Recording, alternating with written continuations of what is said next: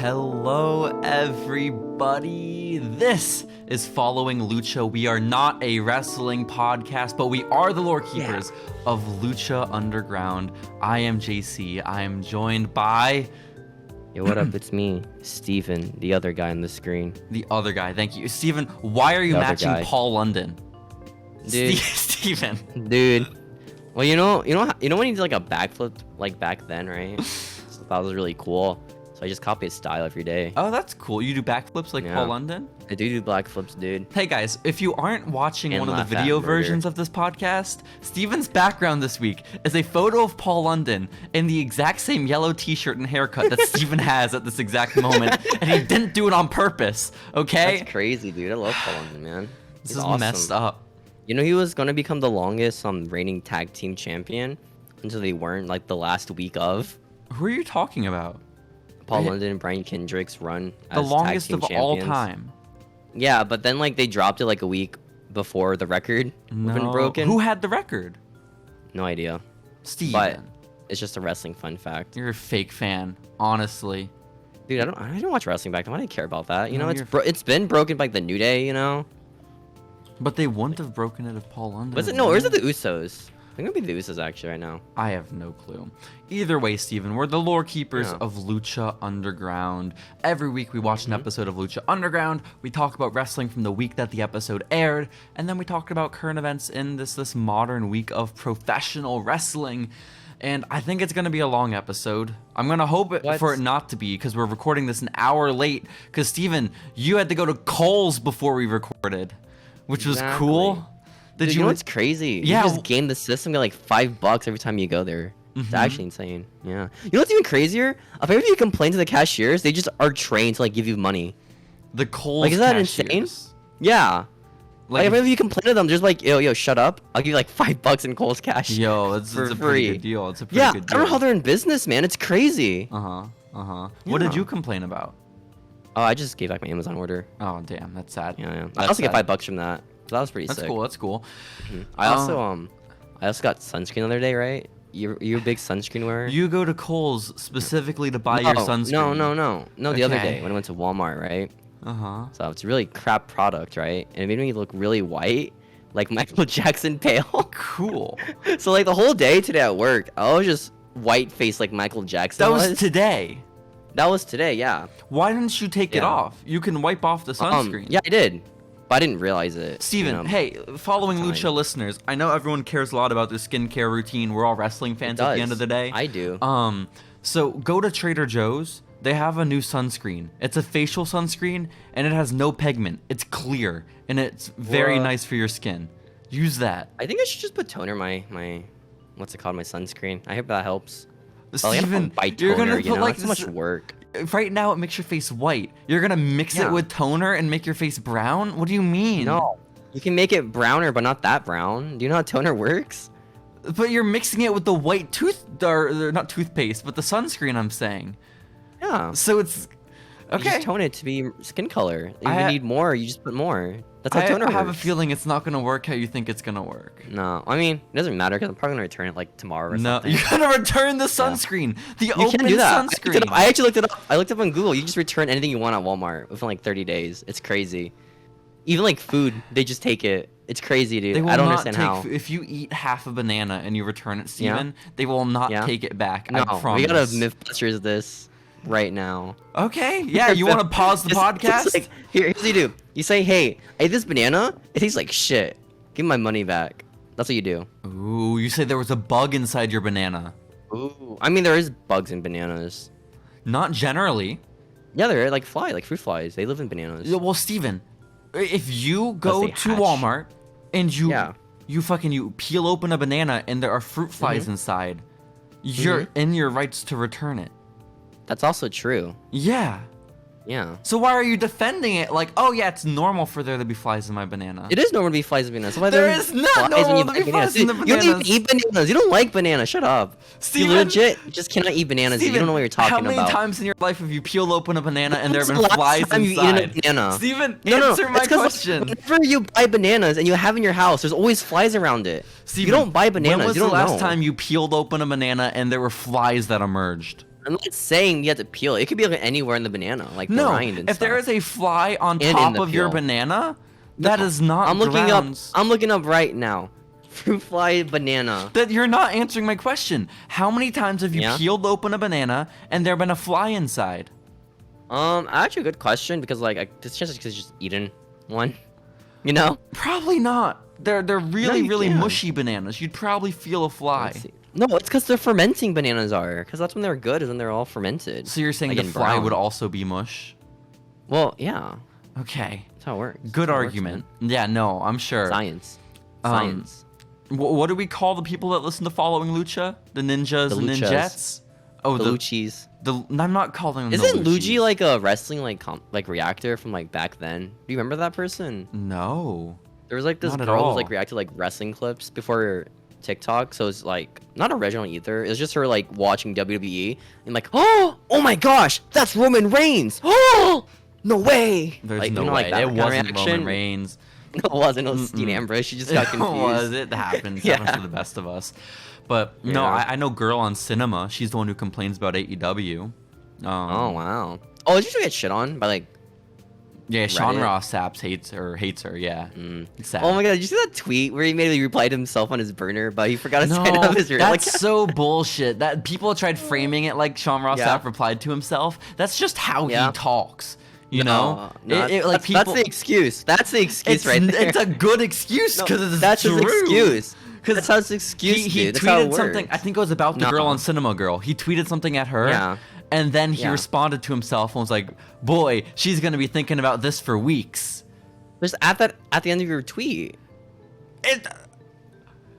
That's not how that. Okay, no, you're right. It was No. probably his burner. You're right. You meant to post it on No, his it's his burner. burner. It You're was his right. burner. It was You're his right. burner. I mean, And I have a burner too, you know, so like it's okay. yeah, what's your burner, Steven? Ixaverse. Oh, is that it? Yeah. That's yeah. cool. That's Yeah, cool. Well, yeah. let's talk about Lucha Underground from this week, okay? We watched Okie dokie. season 1, episode 20. It was titled The Art of War, and it was from What? March 25th of 2015. Steven, what were you doing What? on March 25th of 2015? Well, it's my birthday, right? Like next week? Like legit the Oh, week after, right? shit. No, and you were about I've to been like doing nothing. I'm gonna be honest. Yeah? I was just chilling. you were I was just looking chilling, playing, forward to turning 15 maybe years Minecraft? old. It was a big deal. What did I do when I was 15? What did you do when you were 15?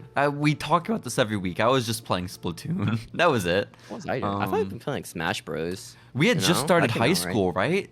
This was our freshman year of high this school. is March. This is March. No, but I mean like 2014, 2015 was our first year of high school. Oh, yeah, we would have been high schoolers. So- Which makes us sound really old and young at the same time, depending on who you are. Yeah, depending on who you Kinda are. scary. Yeah. But let's think. I had just gotten out of my first relationship around December.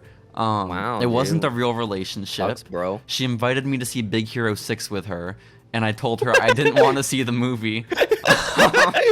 Oh no, you're so mean, dude. Yeah. This girl's like, yo, you wanna watch this cool Disney movie with me? He's like, nah.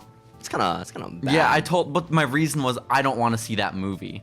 It's okay. I did the same thing when a girl asked me to Yeah? watch like, what was it? What's that one movie? It's the one of Jesse Eisenberg. Zombieland What? 2. Zombieland 2. Oh shit! Yeah, Why did she you say invited me as, Jesse like, no. Eisenberg? That's not his name, is He's it? in it. Yeah, he is. No, that's not his name. That Yeah, can't it be is. his name. The little Is nerdy Eisenberg? guy? Yeah, that's him. I don't think that's his name. No, his name is I- Jesse Eisenberg. Eisenberg. No. That's his name. No. You yeah, looked it it is. up? That is his name. Jesse yeah, I looked it up. Eisenberg. That doesn't sound right Jesse at Eisenberg. all. Okay, fine. That is him. Whatever. Yeah. It's okay. They all look the same, you know, white, nerdy, curly-haired guys. Isn't like not Woody No. Harrelson? Is Woody Harrelson? In He is it? Woody Harrelson, Okay, yeah. okay. Yeah. We're good. Hey, Mitch. Yeah, I remembered. I remember like we were talking about going there. I was like, no, that movie sounds like garbage. And then I wasn't invited anymore. But to that watch was movies. like when we were even younger. That was when we were in like middle school that movie came That's out. when I was in college. No. Oh, no, Zombieland the 2. second one. Yeah, Double Tap, the bad one. Wasn't that like post-pandemic? Oh, it was pre. It was pre. Oh, okay. Yeah. And you didn't see it? Mm-mm. No. And I'm so glad I didn't because it was bad. I heard. I mean, it was fine. I watched it. Yeah. Yeah, it was fine. That I it? wouldn't go to the theater to see it, but I'd watch it on 1, 2, 3 Nah. movies. You know? Yeah. Dude, ever since like the pandemic, dude, I just cannot watch movies in theaters anymore. I'm gonna be honest. I just pirate all my movies now. What? Why would you admit that? Don't. Yeah, no. I watch on like HBO Max. Like, Yeah. it was cool. Like Yeah. that one like few months where everything would be on HBO Max during the theater release. It was perfect. It was pretty dude. sick. It was pretty sick. It was awesome. But what did the person say when you turned them down? Oh. Oh, that's sad. Damn. Emoji, dude. Damn. Steven, Oh well.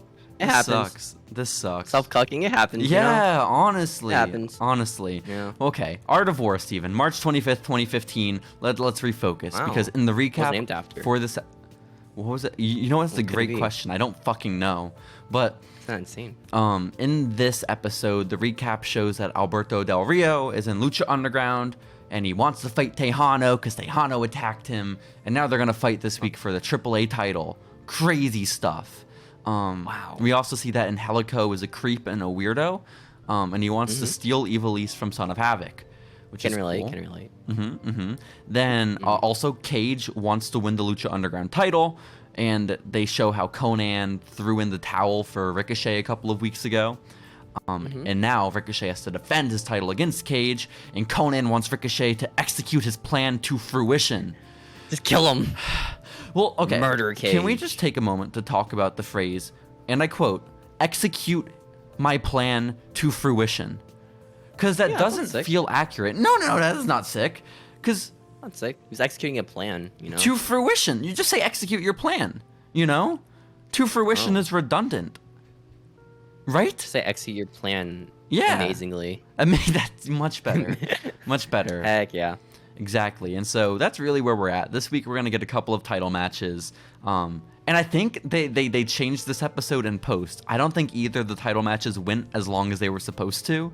So they No? added in a third match because How they does that kept happen? building up. I don't know. But they kept building up the show as a Oh. quote bookend main event. Meaning Uh-huh. you have a main event on the start and a main event on the end, right? So which one's the real main event? Well, listen, because the first match of Yeah. this show isn't the Alberto match or the Prince Puma match. It's Angelico versus Angelico versus Yeah, Son of that's a Havoc. main event to me. That's the, I mean, yeah, it was my favorite match on the show. That was Don't get pretty me sick. wrong. Yeah. That's just pretty sick. You know? But like, Being frank here. they definitely didn't intend for this match to happen at first because they wouldn't have called it a bookend main event. I don't think. No. You Well, I know? mean, when was it filmed? Was it filmed like during the last episode or like is it like a new? No, it's not a new start, right? Because like there was no band in the beginning.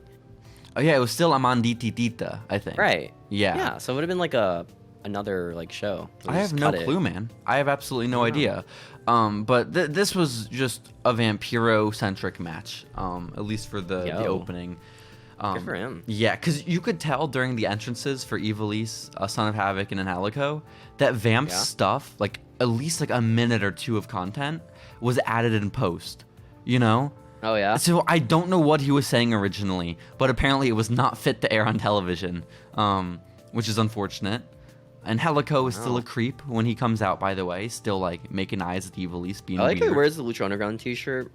Yeah, He's it's like the only cool. guy who does it. That's cool. It's cool. You realize Ray that? Phoenix had the Lucha Underground mask last week in the main event with That's a Mill, mask. Like it's made for him, you know. I guess. Oh, by the way, during the main event of last week, during the Grave Consequences match, we didn't talk about when Mil Muertes accidentally hit Katrina with a clothesline. Apparently that no. happened. I know, crazy That's stuff. such a sick spot, dude. I know. And so Crazy. Yeah. Almost died. She really did. Rest in peace, Katrina. But I figured that was worth mentioning because then Mill felt Again. bad about it. Yeah. Did he? Was that why like they tried like teasing a turn? Yeah, it like I kind of think- led to the end were of they- the match. Was like Mill felt so distraught that he beat up Katrina that it kind of led to Ray getting the advantage, which was a big part of the match. But again, I was sleeping during it. Dare you, dude? So I missed Sleep it. through wrestling, dude. The most But- exciting entertainment in the world. Here's proof that I'm a good co-host and and podcast host. I went back and I watched it and I saw the clothesline. So you Why know. don't you edit yourself saying, and then Mill hit the clothesline Yeah, randomly do a in the Vampiro episode." style. Yeah. That's cool. Just say like the video got distorted or something. I will. But Son of Havoc, Steven, he starts this match immediately when the bell rings with a spear to Angelico, and it is sick looking, okay? That's not his finisher, you know? Well, yeah, I think his finisher was what he did immediately afterwards, where he suicide dived to the outside and landed on his head. Poor guy. Yeah, I don't know what this was, but basically Son of They Havoc tried recovering it, right? But like saying, Whoa. he did it on purpose. So like again, he went So for a smart. suicide dive and he lands on his head on the apron, okay? And he doesn't come anywhere near hitting Angelico. But I was watching it again. Either one, he clips his arm on the rope and that's what causes it, or two, he saw that he was actually not gonna hit Angelico and he stopped himself intentionally. Too late. Yeah, he was too late to like recover. Good Yeah, enough, right? but at least he didn't like dive to the outside and then land on his head. At least he didn't die. Yeah. That would have sucked. But it still looked fucked up anyways, which is unfortunate. But he recovered like really quickly afterwards because the crowd loves Son of Havoc. They forgave him so soon. Okay. Aw, good for him. And also like Son of Havoc's the ultimate good guy in Lucha Underground, Steven, because like he's awesome in the ring, right? And also if we think about his two biggest enemies so far, it's an Angelico who's like this massive pervert, right? And then a sexy star who just sucks. You know, Well, she's not a good person in real life. I don't know about canonically in Lucha Underground. She's just annoying in Lucha Underground, you know? She's No, a you're just hypocrite. afraid of women. that No, are, like, strong. I want her to be a strong woman, but every week she has a man interfere and she complains about the men interfering, but then she interferes in the men's matches. It's like, what does she want us to do? You know? She's just sexy in a star, dude. Like, I don't mean, know. Like, honestly. it's her character, you know. What is her character actually? I don't even know what her character is. She fights for the abused women of the world. Aw, good for her. Yeah, and it's a hard character to do poorly, you know, and have people dislike you, but she did it, you know? Good for her. It's being a woman. By the way, I think that's her gimmick. It's just being a woman. It's just crazy to me.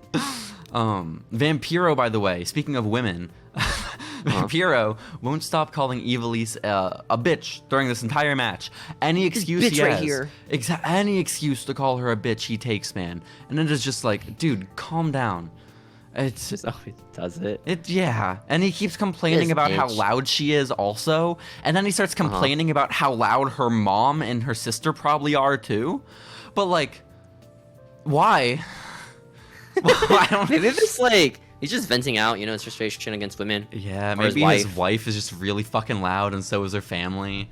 I get it. Wasn't Matt Stryker who said like that's what it sounds like in my house? He did, Like but he some- was talking about yeah? like his sister or whatever, you know. Matt Stryker's not they meant, married. like his girlfriend or something. Nah, Matt Stryker still lives at home. That's Strikey. canon, yeah.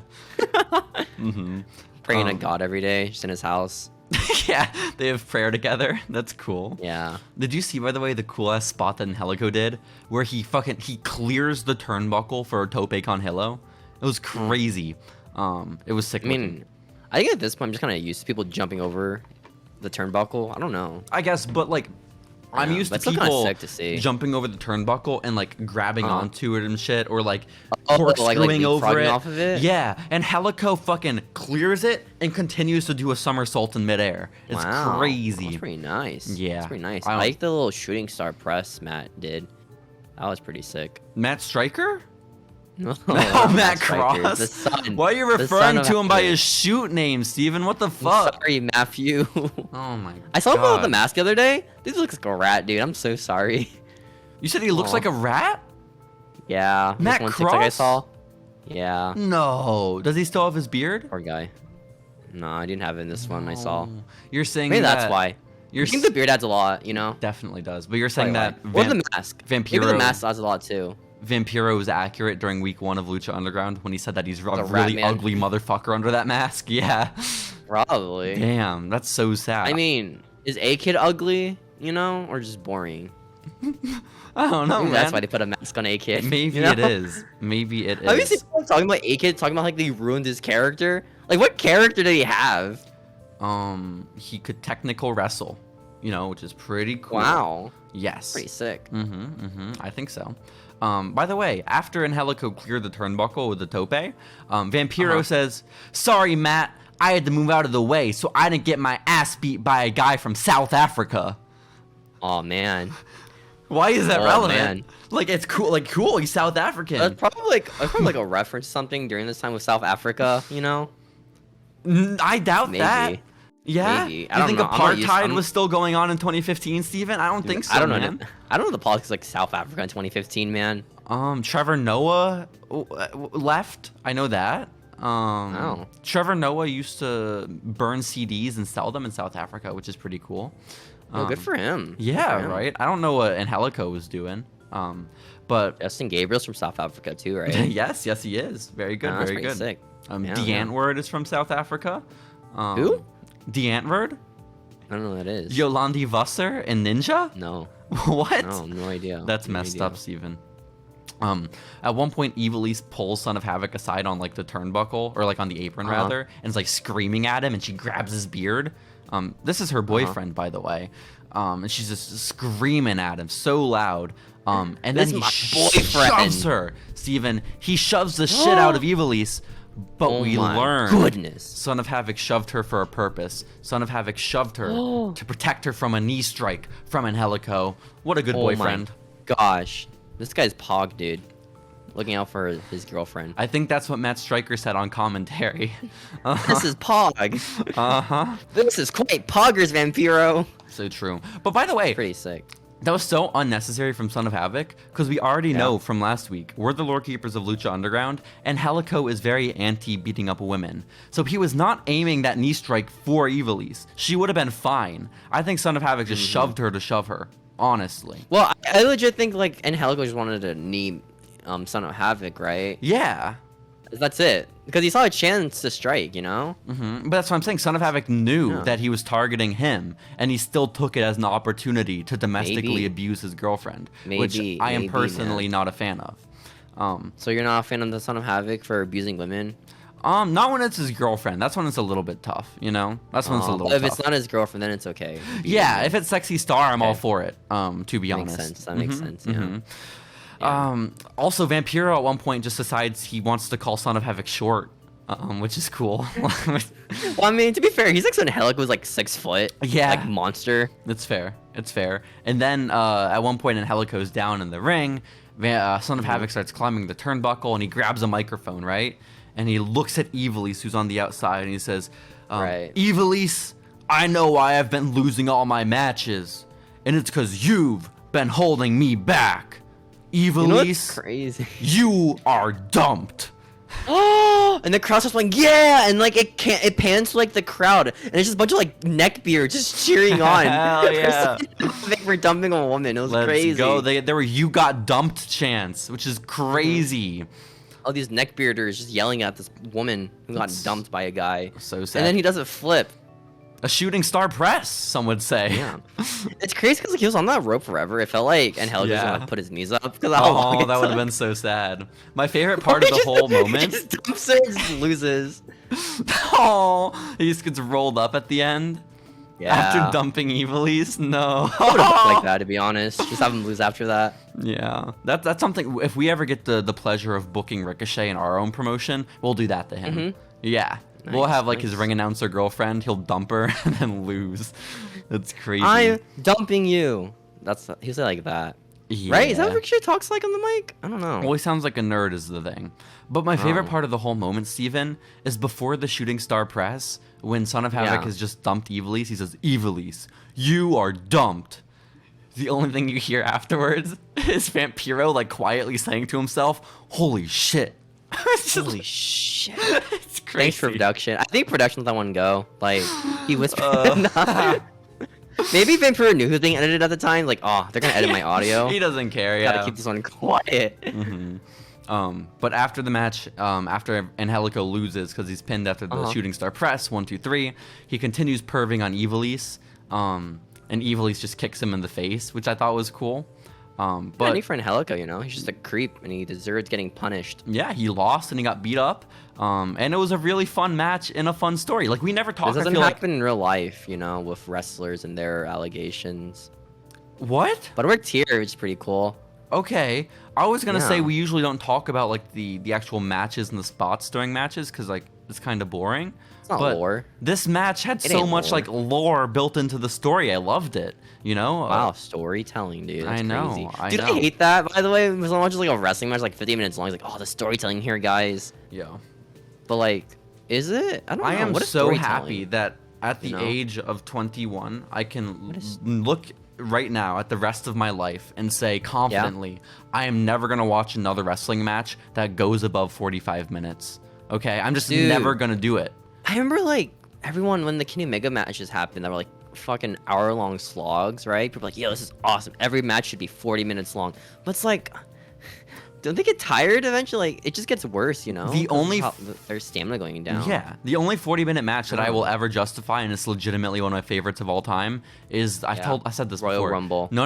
I mean, Royal Rumbles are fun, but Takeover Yeah. New Orleans, when they had the 6-man ladder match where Ricochet and Adam Cole debuted. Oh, that makes was sense, incredible. You know? 'Cause, like, Yeah. it's like so many people, so they can trade 6 spots guys, whatnot. and it's insane Yeah. spot after spot after spot. It's like it's a sprint for almost an hour, you know, which is crazy.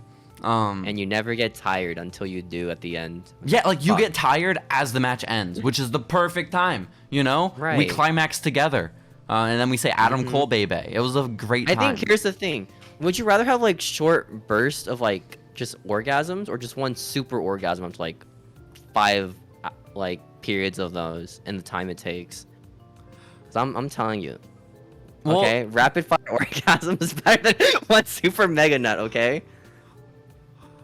That's Yo, that's shout my out to the view Super compared to, Mega like, podcast. wrestling. Yeah. Yeah. Okay.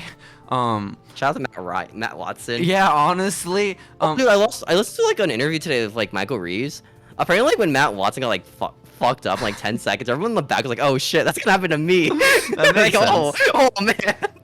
That makes Oh. sense. But This creator clash. are was so you fun. saying, Steven, that the 6-man ladder match, the NXT 6-man ladder match, Yeah. was a bunch of mini orgasms or one big orgasm? Because I Okay, would argue it was a bunch of I think mini it's orgasms. one big okay. No.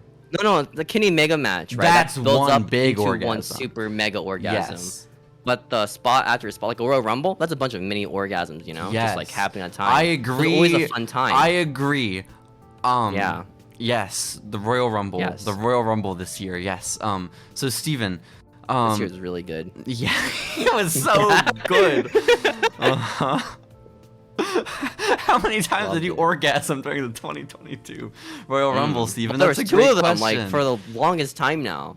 You know, yeah, it's kind of that's great. a great question. Oh my gosh, wow. Why Wow, are there we're two really Rumbles? we are the most thoughtful analysts I think in all the wrestling We are. podcasting. Yeah, yeah. Why That's are we so not sick. on the NXT kickoff shows, Steven? Right? You know, Think about it. We just talk about orgasms. You're like the Yeah. NXT pre-shows. what is Sam Roberts doing there? It should be us. Hey, I think that Adam Cole's gonna win this. Like, no, Adam Cole sucks. He should be an orgasm master, like Tyler Breeze, dude.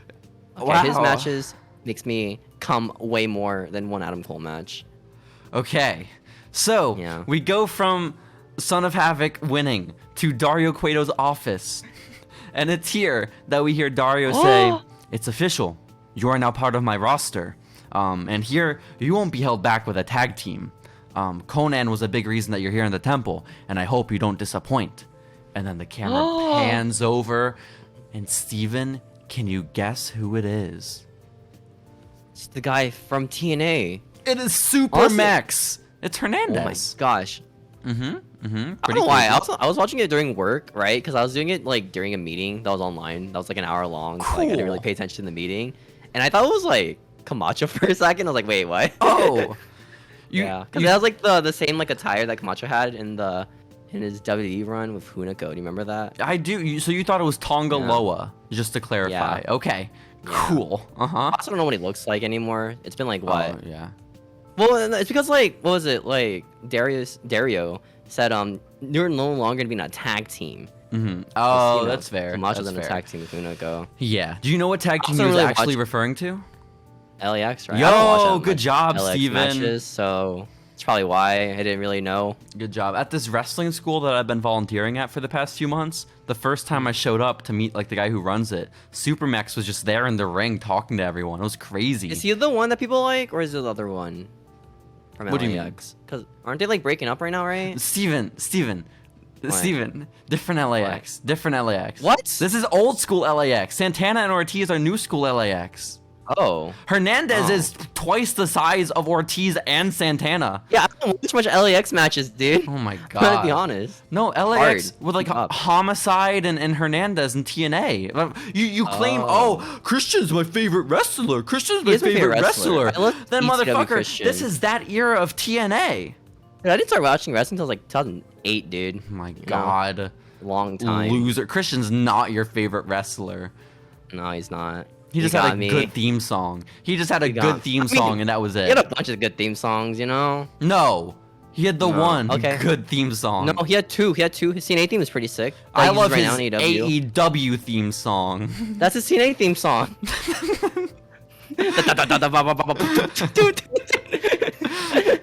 No, fuck his TNA theme. Love it. But He had a theme that was like the Bohemian Rhapsody, but it was like a rip off of it. wait, so remember it that didn't back sound for as me? The good. Bohemian, huh? Bohemian Rhapsody. Yep, no, you got it. Yeah, So yeah, got it. Super Mex is in Lucha Underground. Dario says welcome. Hernandez says he's gonna be front row for the main event where Prince Puma Yeah. defends his title against Cage. And then Dario goes to shake his hand, and Hernandez does not shake it. Instead, Oh, Hernandez no. slaps it, and he fist He bumps. homies him. Yeah, he fist bumps him instead. You know, it's pretty cool. But what are your thoughts on this man you clearly don't know being part of Lucha Underground? Wow. That's like most AEW like signings when they announce like wow. Yeah, You I know? guess so. I guess so. It's like Warhorse being announced first. So like cool. Cool. I was so Cool, surprised. dude. I was probably the only person. But Uh-huh. when Cody had his open challenge and Ricky Starks answered it, I fucking jumped out of my seat. I was at my You watched him like parents' in couch. the indies for like a year. You know? Yeah, I knew this man. I knew When it's a this guy you don't man. watch at all, it's like wow. Yeah. Who's this okay. guy? The revolution is televised. Wow. Who the fuck are you? And it's a good question. It's a fair question. But Steven, It's gonna happen again like next week, by the way, probably, you know. I think it happened this week with Tony Two Dimes. We'll talk about it later, but Oh my this gosh. shit's crazy. Yeah. Wow. Wow. Good signing. Good gimmick. Good signing. It makes sense. So, Steven, we move on to our AAA Yeah. Mega Championship match between Alberto El Patron and Tejano. And I'm going to try to speed through this match as fast as possible because, wow, was it not good. What? It was This match was awesome. What was your favorite part? I like the part where Butcher Real did his really bad armbar. That was pretty And then, sick. like, they just rushed off the finish like the match never even happened because that was Dude, cool. ever since someone said like his armbar looked really bad for like Ronda Rousey's, I just can't unsee it. I'm gonna be honest. I didn't know what an armbar Yeah. was. Alberto Del Rio was the first person I ever saw do an He just humps armbar. their arms. Yeah. That's all he does. He really does. Ruined it for me, man. But smooth. my favorite part of the match is actually that Alberto Del Rio wears his shirt for the entirety of it. We gotta That's advertise his cool. merch, you know. He does. Gotta But buy your El Patron t-shirts, dude. this is a bull rope match between Alberto and Tejano. They're wearing a rope. It's attached from one of their wrists to the other. There is a cowbell in the middle of it. And Vampiro says... Never comes into play ever. No, I mean, they hit each other with it, I guess. They But do it for like a minute or two. Like Yeah. every bull rope match ever, they do it for like a minute or two. It's like, all right, this gimmick sucks. you I'm not gotta doing it work anymore. the cowbell. That's psychology Yeah. 101, Steven, honestly. But Vampiro just, first minute of the match, he says, and I quote, "This ain't no shoot fight, Matt." I mean, true, but we Well- don't have to say it. You know? Where he mentioned about shoot fighters Huh? in like Japan or something. He's talking about shoot fighters right after. Oh, okay. He's like, this guy's a shoot fighter. Cool. I don't know what a shoot fighter is. I'm gonna be honest. So what's a shoot fighter? A shoot fighter, I imagine like a Matt Riddle, A a real Ronda guy. Rousey, that kind of shit. But like, Oh, I was thinking of like fat dudes on the street just beating people yeah, up. I'm Nick gonna be Gage. honest. That's fair. That's Yeah. fair. But there's a lot of choking in this match. Slow choking. My favorite spot, choking. They weren't even goozling one another. Okay, it wasn't even Bro, you gotta throating. put your hand in his throat, dude. Okay. You can just God. Put your hand around it. And then Sucks. I have like a whole exchange between Matt Stryker and Vamp written down here. I don't remember what it is, but I'm gonna read it. Okay. Alright. Vampiro says, "Maybe this might not be the right thing to say, but I sincerely hope Tejano busts that cowbell across his face. And then Matt Striker says, Wow. When do you ever worry about what's the right thing to say, Vamp? And then Vamp says, when I talk to my mom. Aww. He's so nice, dude. That's so wholesome. This is such a distracting conversation, okay? Which I don't care about the match anyway, so it's fine. But it's such a distracting conversation that even the editors in post, they gave up. Because they cut away from the match to a camera of just Vampiro and Matt Striker for this entire exchange about his mom. Is there like a rest hold, like a choke? No, it was Like not. chokes this match? There were so many chokes in this match. It was just one long choke. The entire match, Steven. Jesus Christ. Oh my gosh. But just, I love that Vampiro is concerned about his mother. It's very nice. Yeah, not like Matt, who like harasses women. He still hates his during the mom. show. He lives at home and he hates. He still has a curfew. It's really sad. It's really sad.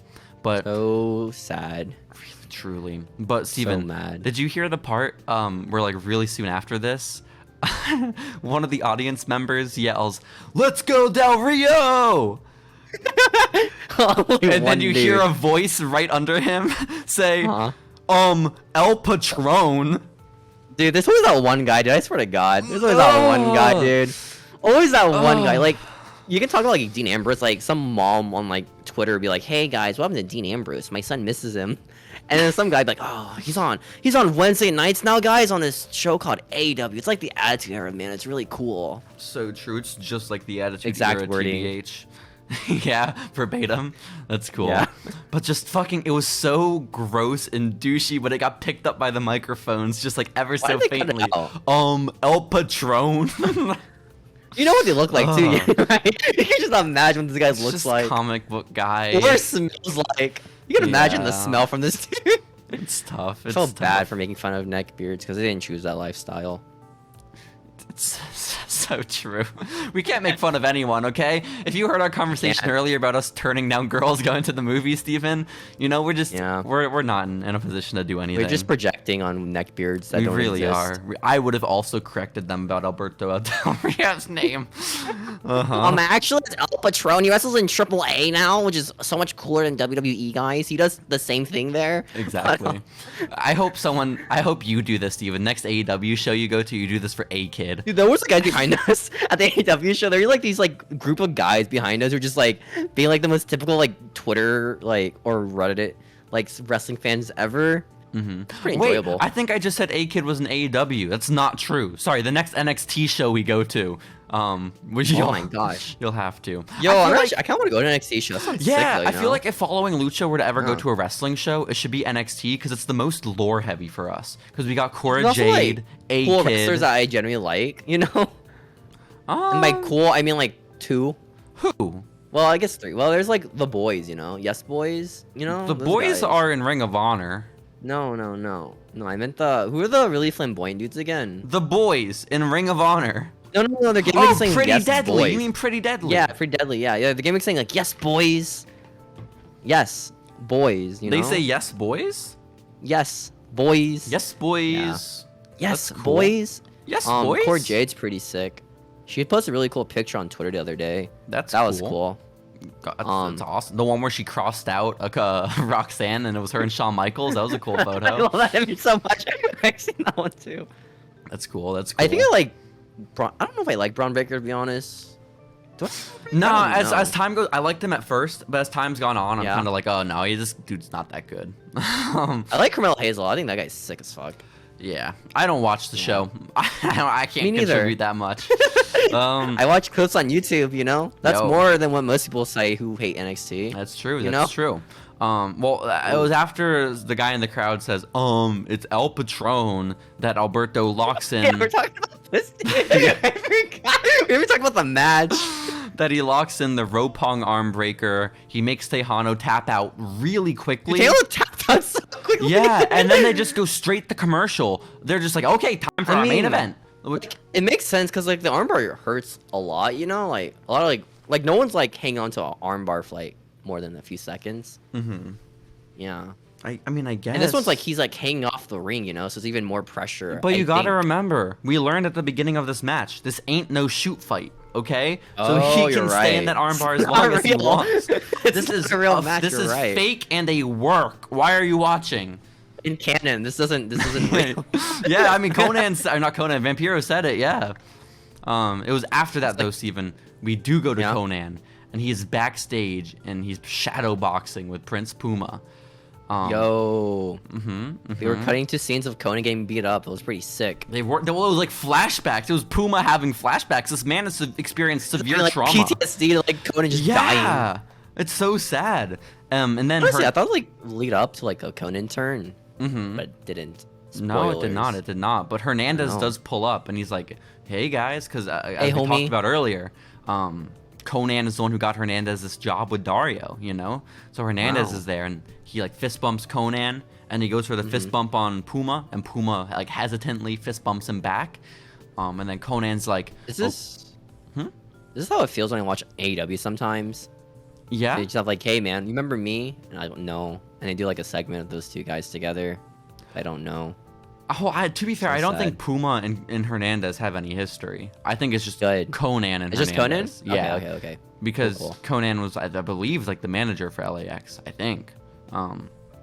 But basically, after like that, I don't tense watch Christian fist bump- Cage matches back then. No. And that one Sting Jeff Hardy match, Bound for Glory, Yo. the greatest match ever.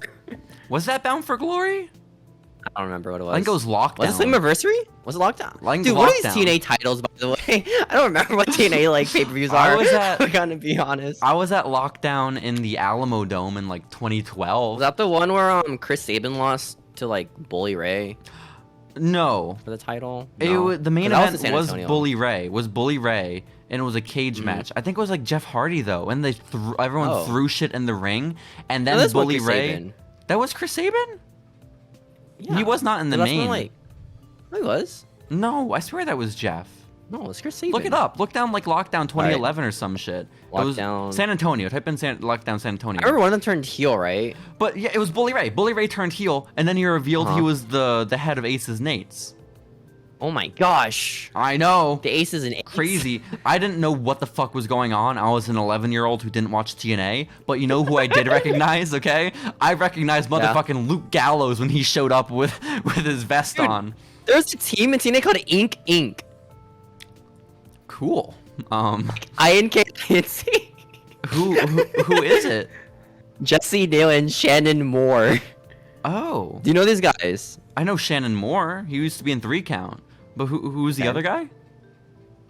Jesse Neal. No clue. No clue. But okay, who was in the main?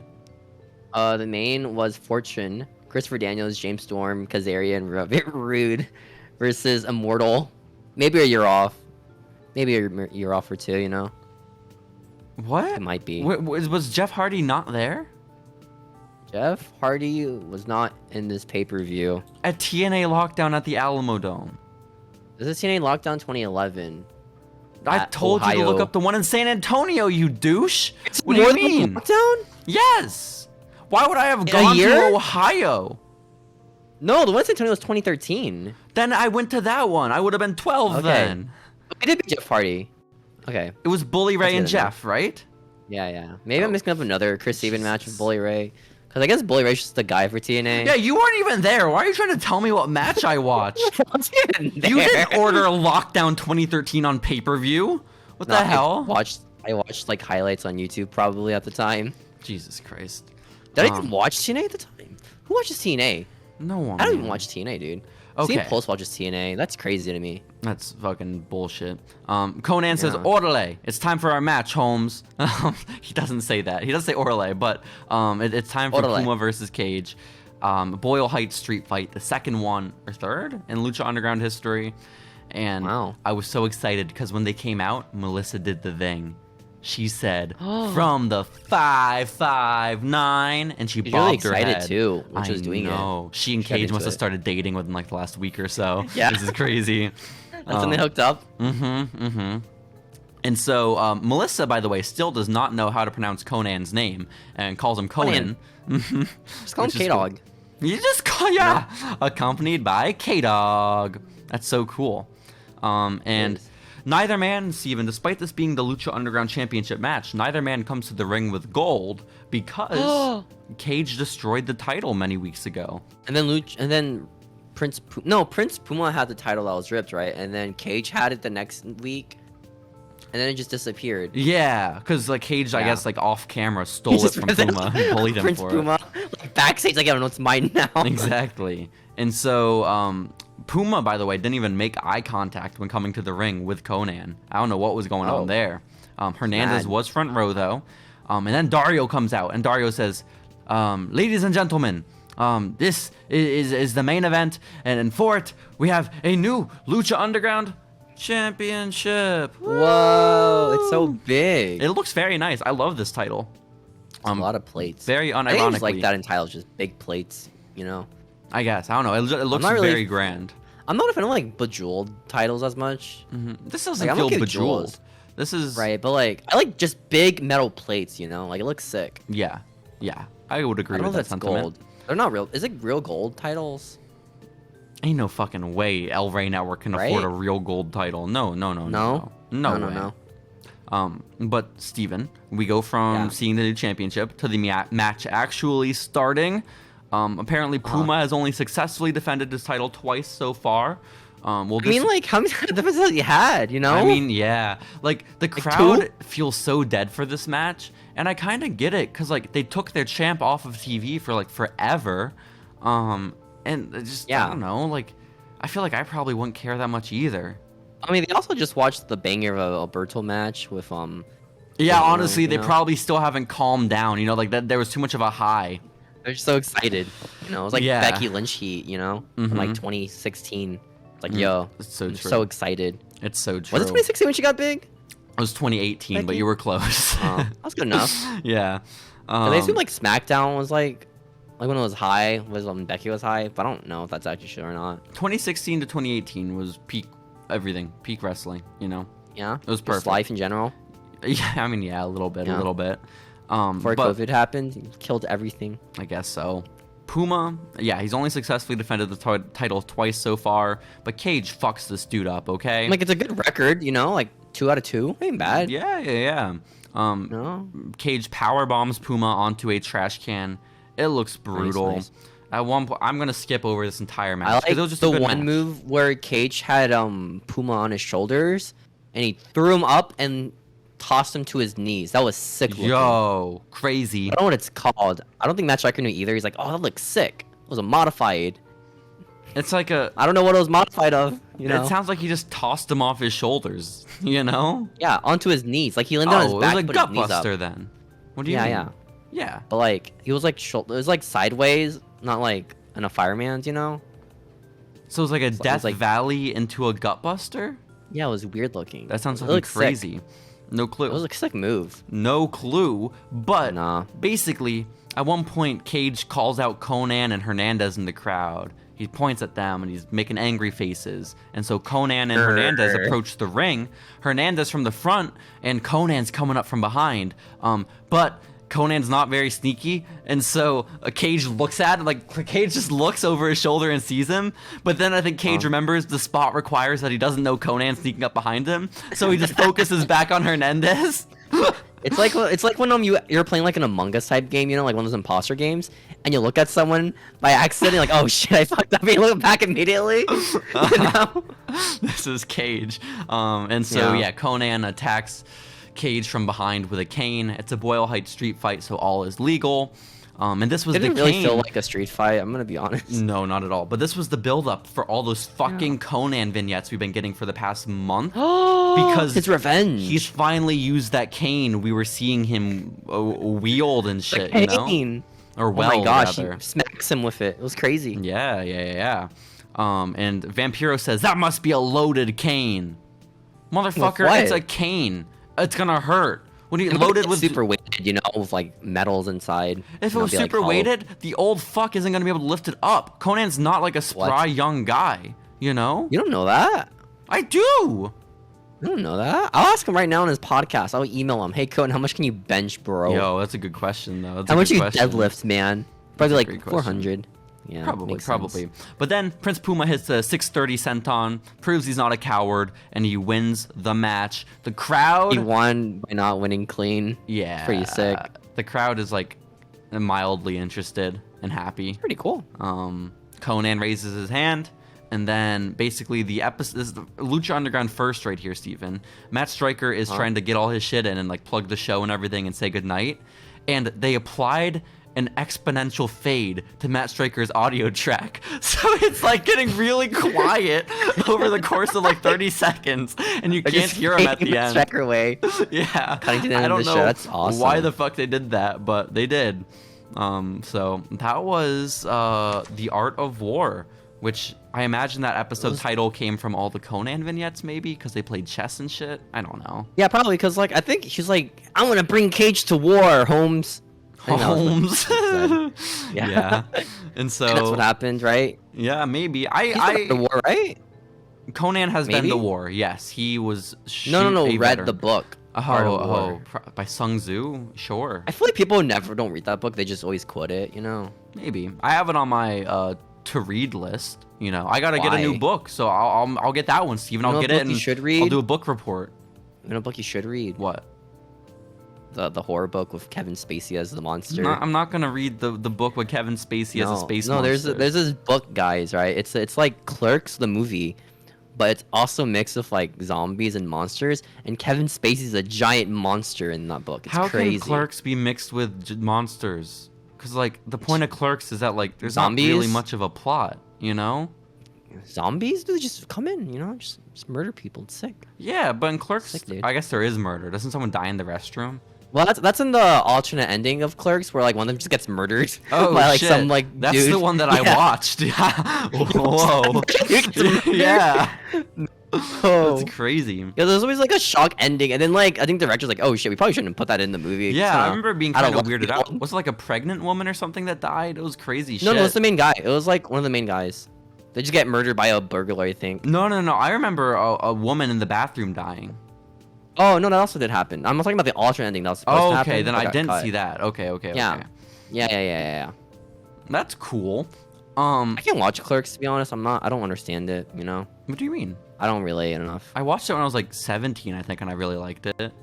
Maybe. I Around guess then. it's a culture movie, you know, for like the 90s. You know. Yeah, my It's about- dad it's about makes me 90s watch all culture. that shit though. My dad shows me all these movies from the 90s, and That's most like of them are those good. people, dude. That's like people like nowadays trying to like indoctrinate children to like like what they like. It as a works kid. though. It You know what worked. I mean? love White Men Can't Yeah. Jump is one of my favorite movies. I love Do the Right Thing, Boys in the Hood. Like they're all very good movies. It's just like Boys in the Hood as a kid. I mean, as like a teenager, I wasn't watching it at Oh. like age 10. As a child. Nah. But But watch they're- good movies like Midsummer. No. Just kidding. Well, Oh shit! I just got a text message. Let me turn off my oh, alarm. now we gotta cut this audio out, man. Why would I cut the audio off, Steven? The hell? Oh, No, I'm not Imagine gonna do editing that. a podcast, bruh. I'm not gonna do that yet. Alright. This podcast is edit free. You're getting the true, unbridled, authentic versions of myself and Steven. It's really cool to hear all our you know. Yo, if someone wants to go through a 2-hour podcast and cut out be my guest. Pay you. But who the We'll just fuck? pay you. You know. That's crazy. People's like jobs just like editing out That must suck, That dude. was my job for like, but Oh it was my for like gosh. 10-minute interviews. It wasn't for a 2-hour podcast. How long you did know? that take? It took for fucking ever. It took like an hour. Maybe it's every like week. a program thing. We can just get like a bot that like hears the word and just kind of like. But alright, it's not here's that spots where easy. it You says, can't just fucking cut it because you got to cut it and then you got to put it in a multi-track so it blends easily into the next part. You know? Right. Scary. Yes, it's Editing is frightening. scary. It's terrifying, yeah. Mhm. But no, I did that for like months for the Daily Orange podcast or a newspaper up in Syracuse, The Daily Orange. which is so fucked up What a because good I name. didn't like volunteer like, oh, let me work for the news organization. They made you do my it. roommate was Aw. like the head editor of the newspaper, and like Uh-huh. I was buddies with him, and he needed help with the podcast, and I was like, yeah, I'll help out for a few weeks, and so I helped I do out like podcasts. during COVID, and then Uh-huh. when we got back to school after COVID, they just kept Yeah. sending me podcasts to edit, and I was like, okay. I think this is kind of on you though for doing it. You know, for that. Well, I long. did it for like a couple more months, and I told them like, "Hey, I never really asked Hey, for this." So go what I asked to do is I wanted Yeah. to help out with the illustrations and the art, and then they sent me podcasts. So, How did you get stuck with that part? dude, I don't. When did you fucking realize know. that you're just like being like used? I for don't free labor. Either way, support student journalism, okay? Do it. Don't. Yes, Don't do it, yes, guys. support student Don't do it. journalism. Donate to the journalism. Daily Orange. Do it. I dare No. you. Donate to us instead. No, donate to the Daily Orange. /Following Lucha. You cut out for all the listeners on my end, so they didn't hear shit. No. They'll never know. No, guys, yeah. They'll never know the URL to donate to us at tinyurl.com/following Lucha. It's in the description if you want to donate to us. But so Steven, that was Art of War. Do you have any thoughts on this episode of Lucha? Because I thought it was pretty good. Talk about Lucha Underground at all during most of this part of the episode. It was 3 matches. One of them was good, and it was the first one. Not much lore, you know. Like we're the lore guys. Exactly. And by lore, it's just commentary we talk about. Yeah, it's just we need Vampiro to say some dumb shit. That's the lore, honestly. But I enjoyed this episode really honestly because of the opener. And the main was fine. I don't know, but I enjoyed the opener, which was cool. I think just because the people who were in the main event scene, like Alberto and was it Prince Puma's I don't really care. I don't care that. I care about Puma, of course, but I feel feel like Puma's he hasn't shown up in months, you know, episodes now. And I already it's feel a hard to little care. bit tired of Cage, even though Cage is a new guy. I feel like I've already seen him fight for this title 5 times. I think the thing about me and Puma's they have promos for his manager, you know? Yeah. And not him. Well, they did the promos for him. Remember the first 10 weeks of Lucha Underground? He got more TV Yeah, and then time they than stopped. anyone. Yeah, well, good thing they stopped. He was beating up so many homeless people. There were simply none left in Boyle Heights. He's solving the population crisis of homeless people. He simply murdered all the homeless in the Los Angeles area. LA is gonna help their homeless rates. They just murder them with Prince Puma. Exactly. Well, Steven, I think it's about time we start talking about what else happened during the week of in professional wrestling. Are you ready to get What to else it? happened? I don't know. All right. We'll find out.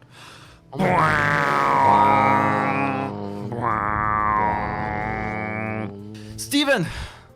What? We need to talk about what happened in the world of wrestling outside of Lucha Underground during the week of March 25th, 2015. And this, Oh my gosh! I'm gonna be honest. March 15th? This, did I say 15th? 25th? 25th, that's it. There a my lot gosh. fucking happened. So much happened. Really? I had to cut it off. I didn't even do the whole week because I got to WrestleMania. You did 2 days. I Oh, did it was the- WrestleMania. WrestleMania weekend, so that's why so much Was it news. in April? Yeah, it was last week of March. It was March Dang. 29th, I think. And so I cut it off were you at there? the Mania results. I was there. Wow. This was WrestleMania Play Button, Steven. You know, so Oh it's my time. goodness gracious! It That's my is favorite WrestleMania. Time. But basically, before we get to Mania, there's a whole lot of other stuff that happened this week that we need to talk about instead. Oh, yeah, that's the weekend, right? Yeah, For that's WrestleMania. Mm-hmm. So earlier in the week on the Go Home Raw, Steven, they were in Des Moines, Iowa. And in the front row, there were 9 fans dressed as WWF legends. We had people dressed as Macho Man, Ultimate Warrior, The Big Bomb Man, Jake Roberts, Hulk Hogan, Ric Flair, Sergeant Slaughter, Erwin R. Shyster, and Nikolai Volkov. And they, oh my gosh. I guess after a few minutes, after 30 minutes or so, all 9 men disappeared from the front row, and were gone for a little bit. And that is because apparently Kevin Dunn said that it was too distracting, and so he made all of them change their clothes. Good. Yeah. I guess so. That's crazy. Maybe those are dressed up as a typical wrestler group and not cool guys, you know? Well, Surfer Sting. Maybe that's probably it. If all 9 of them had shown up as different versions of Sting, it probably would have been allowed. Yeah. But Because you know what I mean, right? Everyone dresses up as Ric Flair, Macho Man, and yeah. Hogan. Yeah, I mean, shout out to the guy who dressed up as Nikolai Volkov. You know, that's Pretty cool. huge. That's pretty sick. Where's that Bam Bam Bigelow guy, you know? That guy sounds awesome. That just sounds like that. He was not there. It was Big Bomb Man, but it was close. It was close. Man. But all of them had to change their clothes, and the main guy, who the leader of the friend group, went on Twitter The leader of afterwards. the pack. He went on Twitter afterwards and was like, "I spent over $1,000 on all of our tickets, which good for him. What a great friend." And he's like, and I Wow. had to miss out and He did blah, blah, all blah, blah. himself? Yeah, I guess. But basically, man. WWE reached out to him and like offered him like free merch and tickets and stuff. Here's a free John Cena t-shirt. Dude, shut the fuck up now. But he put out this tweet like kind of explaining everything, and I think he thought in his head he had a home run with the last line of his tweet when he was like, "You have to ask yourself, do you think they would have done this if I dressed up like John Cena and Roman Reigns?" Wow. I don't think that was the point. If you dressed up like John Cena, you'd be in a t-shirt and a hat. I don't know, man. Man, dressing like John Cena? Yeah. Dressing as Roman would be impressive. Showing up to a WWE show in a bulletproof vest. Yeah. Dude, the turtleneck Roman. That one's sick. That would be pretty sick. But like, he made it like a old school wrestling versus modern wrestling thing, which like, I don't think that's what it was. I think it's just a shitty producer, you know? How many people are dressed up like John Cena getting kicked out from events, you know? It's a conspiracy, man. Well, that's a Lucha Underground policy. Remember, they kick out all the kids that show up in colored shirts. So they're like John Cena t-shirts. Like, no. No Cena here. But also this week in wrestling, speaking of Roman Reigns, he was on Conan O'Brien, Steven. Conan.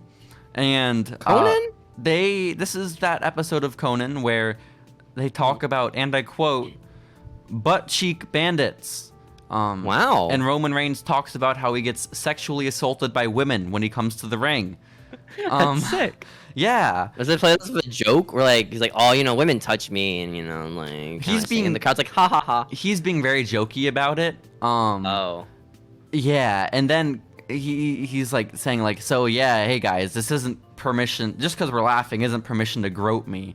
And then Conan said, if you see me in the public, please grope me. That's cool. Good for Conan, you know? Yeah. Just bury Roman Reigns like no reason. Yeah. But just that's really it's cool. been a problem with like hot males, you know, who attract middle-aged moms. Cause like Disneyland and Disney World, same thing happens to like all like the team members who play Gaston. Ooh. Or I guess Buzz Lightyear now. They just get groped by women. Who's groping Buzz? Have you seen the new Buzz Lightyear? Like at No. Disneyland? Dude, it's hot.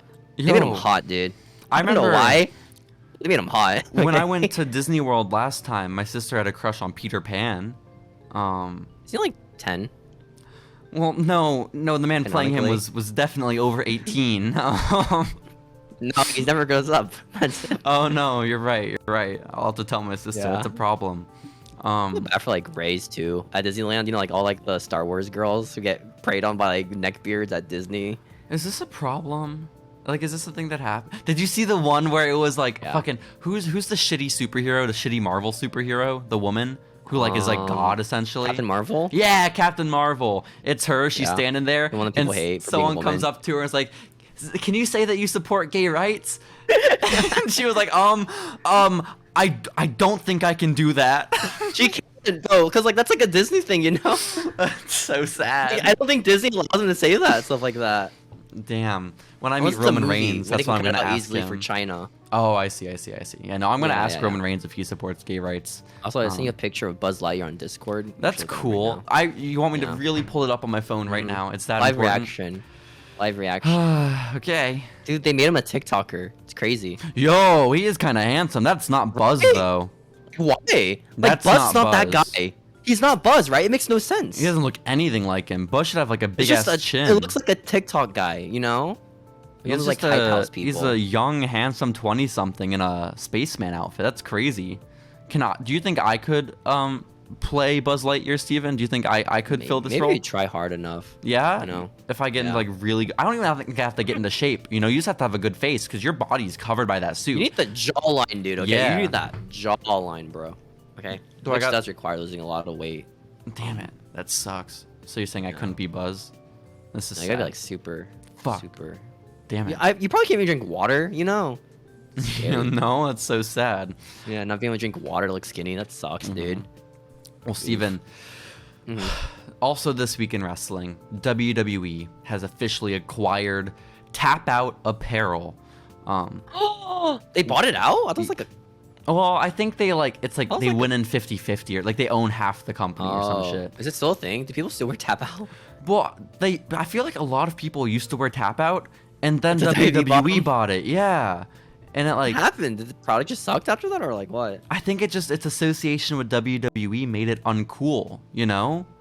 Like It was never cool though. Like the only people who wore tap out merch were like weird dads, you know? wasn't it like the workout gear they sell in Walmart? Yeah. Like, yeah, I don't know. But WWE did not help. And now it's like sold on WWEshop.com. So get your tap out merch there, I guess. Good get. Do you have any tap out t-shirts, Steven? Dude, I wish. Yeah, I we want gotta get cool some. t-shirts like tap out, UFC gym. Go to eBay. Go to eBay and find the cheapest tap out shirt that's on that website. Tap out shirts? Or like Yeah. the Susan G. Komen one? There's a Susan G. Komen tap out shirt?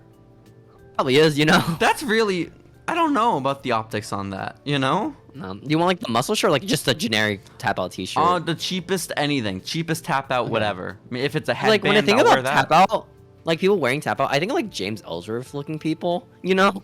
Yeah. Wearing like the hats and everything.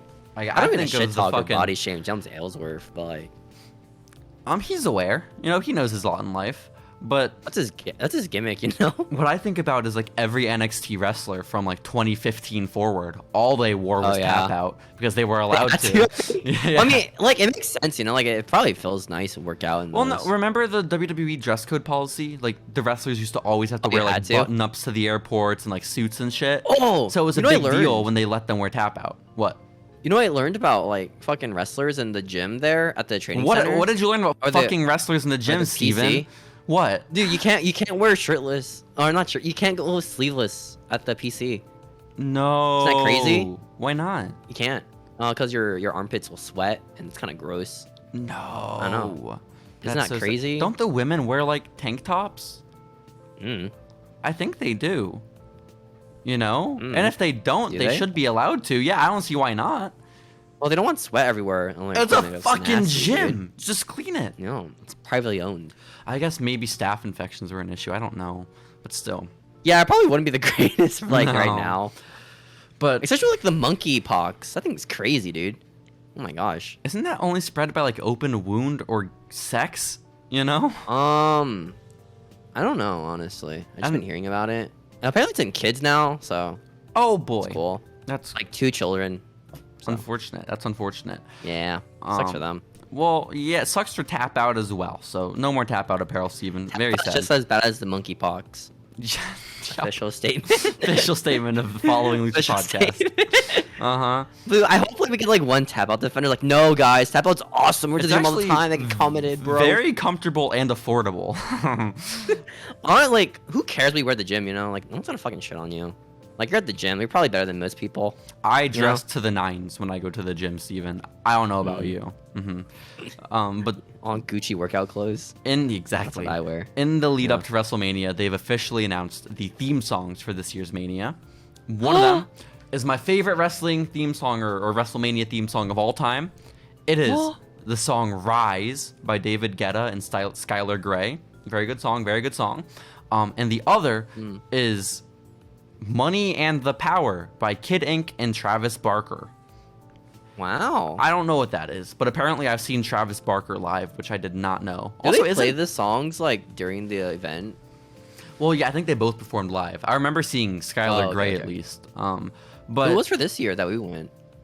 This year? Did they even have someone perform live this year? Shit. I know like the national anthem, dude, but like I don't think that counts, right? They had Eric Bugenhagen play before he got injured. Like that was cool. That was cool. That's good. Yeah, I don't really know. I don't know if they had someone do it. Normally it's Flo Rida or Pitbull. Flo Rida every year. Yeah.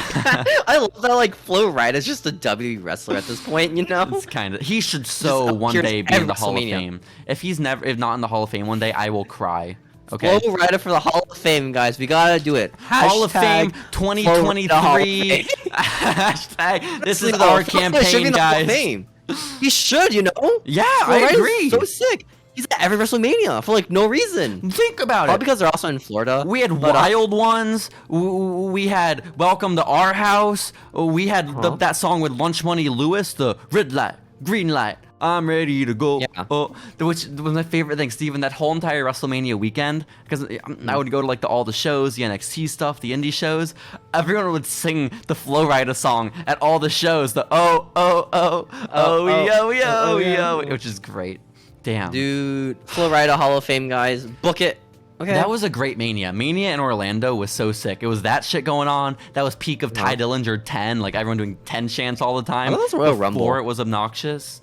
I think it was always obnoxious, wasn't it? No, I used to love that at first, but then like it got a little tired. I mean, I think people complain about it like ruining the count for when people punch. I love that shit when the refs would get confused. Hell yeah. But it's like, how do you not know how to count? No, my favorite thing is the crowds were so shitty back then because the refs would chant, or the count rather, and sometimes they would do like the 10 10 10 for all the counts, right? But sometimes they would start counting the wrong number, like one number ahead or one number behind, so it like actually fucks with the ref, you know. The ref's like, oh, my brain, dude, I can't. All these tens in my head. It's so hard. It's so hard. It's a tough job. Because like, oh shit, dude, you're fucking. Do they have? Are they? No, they're not. They don't have mics. They right? do. Or, like, they have an earpiece. They do. Yeah. Or is that like I thought that was the bell guy who has the earpiece. I think they have one as well, but the refs do too, because that's how they communicate. Okay. Like if there's like a what's it called, like a go home cue or some shit like that. Oh, makes sense. Yeah. Makes sense. Or someone dies, you know. Or that. Or that. Yeah. I guess that could be helpful. That one spot from AEW where like was it? It was like the Jada match or whatever, right? Jade Cargill? No, Jade Cargo, yeah. Where's like Aubrey the ref was doing the count, right? The pin. Just forgot to like kick out, so I'm like frozen midair for like half a second on the third count. Oh, was sick, dude. You gotta preserve that streak. Just beat Goldberg's streak, Steven. It's crazy. It's crazy shit. By the way, I really, this might be the most important news story we ever talk about in Following Lucha. WWE has announced a collaboration with Kiss's Gene Simmons to launch a horror studio in conjunction with WWE Studios called Erebus Pictures. I heard these are actually pretty good though. Huh? Like apparently Miro is really good, or the one with the mirror. It was about like a mirror. I think it was like Lucha. I don't know what it's called. Well, I'm gonna be honest, Steven. I saw this and I was like, I have never heard of this before, and so I googled Erebus Studios Gene Simmons, and the only article that came up was this one from 2015, and like when it was all originally reported on, and then. So I was like, well, okay. So like, does it not? There was no Wikipedia for Erebus Pictures. It's Oculus. That was maybe. Yeah. So then I kept scrolling and I found one other thing related to Erebus Pictures. Okay, and it was an Instagram post from Gene Simmons in 2017, 2 years later, and it was for the first release of an Erebus Pictures film. Okay. Long-term booking right here, man. It's crazy. No one reported on this fucking film, by the way. You're the first one to report on it. I am. It is called Armed Response, and it is starring Wesley Snipes and Seth Rollins. What the fuck? Yeah. I knew about Seth Rollins being in a movie. I didn't know it was this one. I had no clue it was this one. I assume this guy have gun, right? Shooting people. It's a action horror movie where, and let me see. I wrote down a synopsis. It's not really a synopsis. It's like half a sentence. It says, "Half the movie. Soldiers trapped in an AI-controlled African temple." Where in Africa? I don't know, man. I don't know. It's like saying it's in a European temple. Like where? Or European castle? I don't like fucking know. It's a temple in Africa, and it's controlled by artificial intelligence. Yeah, the country of Africa. But I was so excited by this. You know, Wesley Snipes is a big movie star. Seth Rollins is cool. This is before he got really good on the mic, right? Yes, I assume. Well, no, 2017 was he was good. Yeah, this was post redesign rebuild. There are like a couple of promos where he messes up the words, like on the mic. Oh no, heaven forbid. He goes.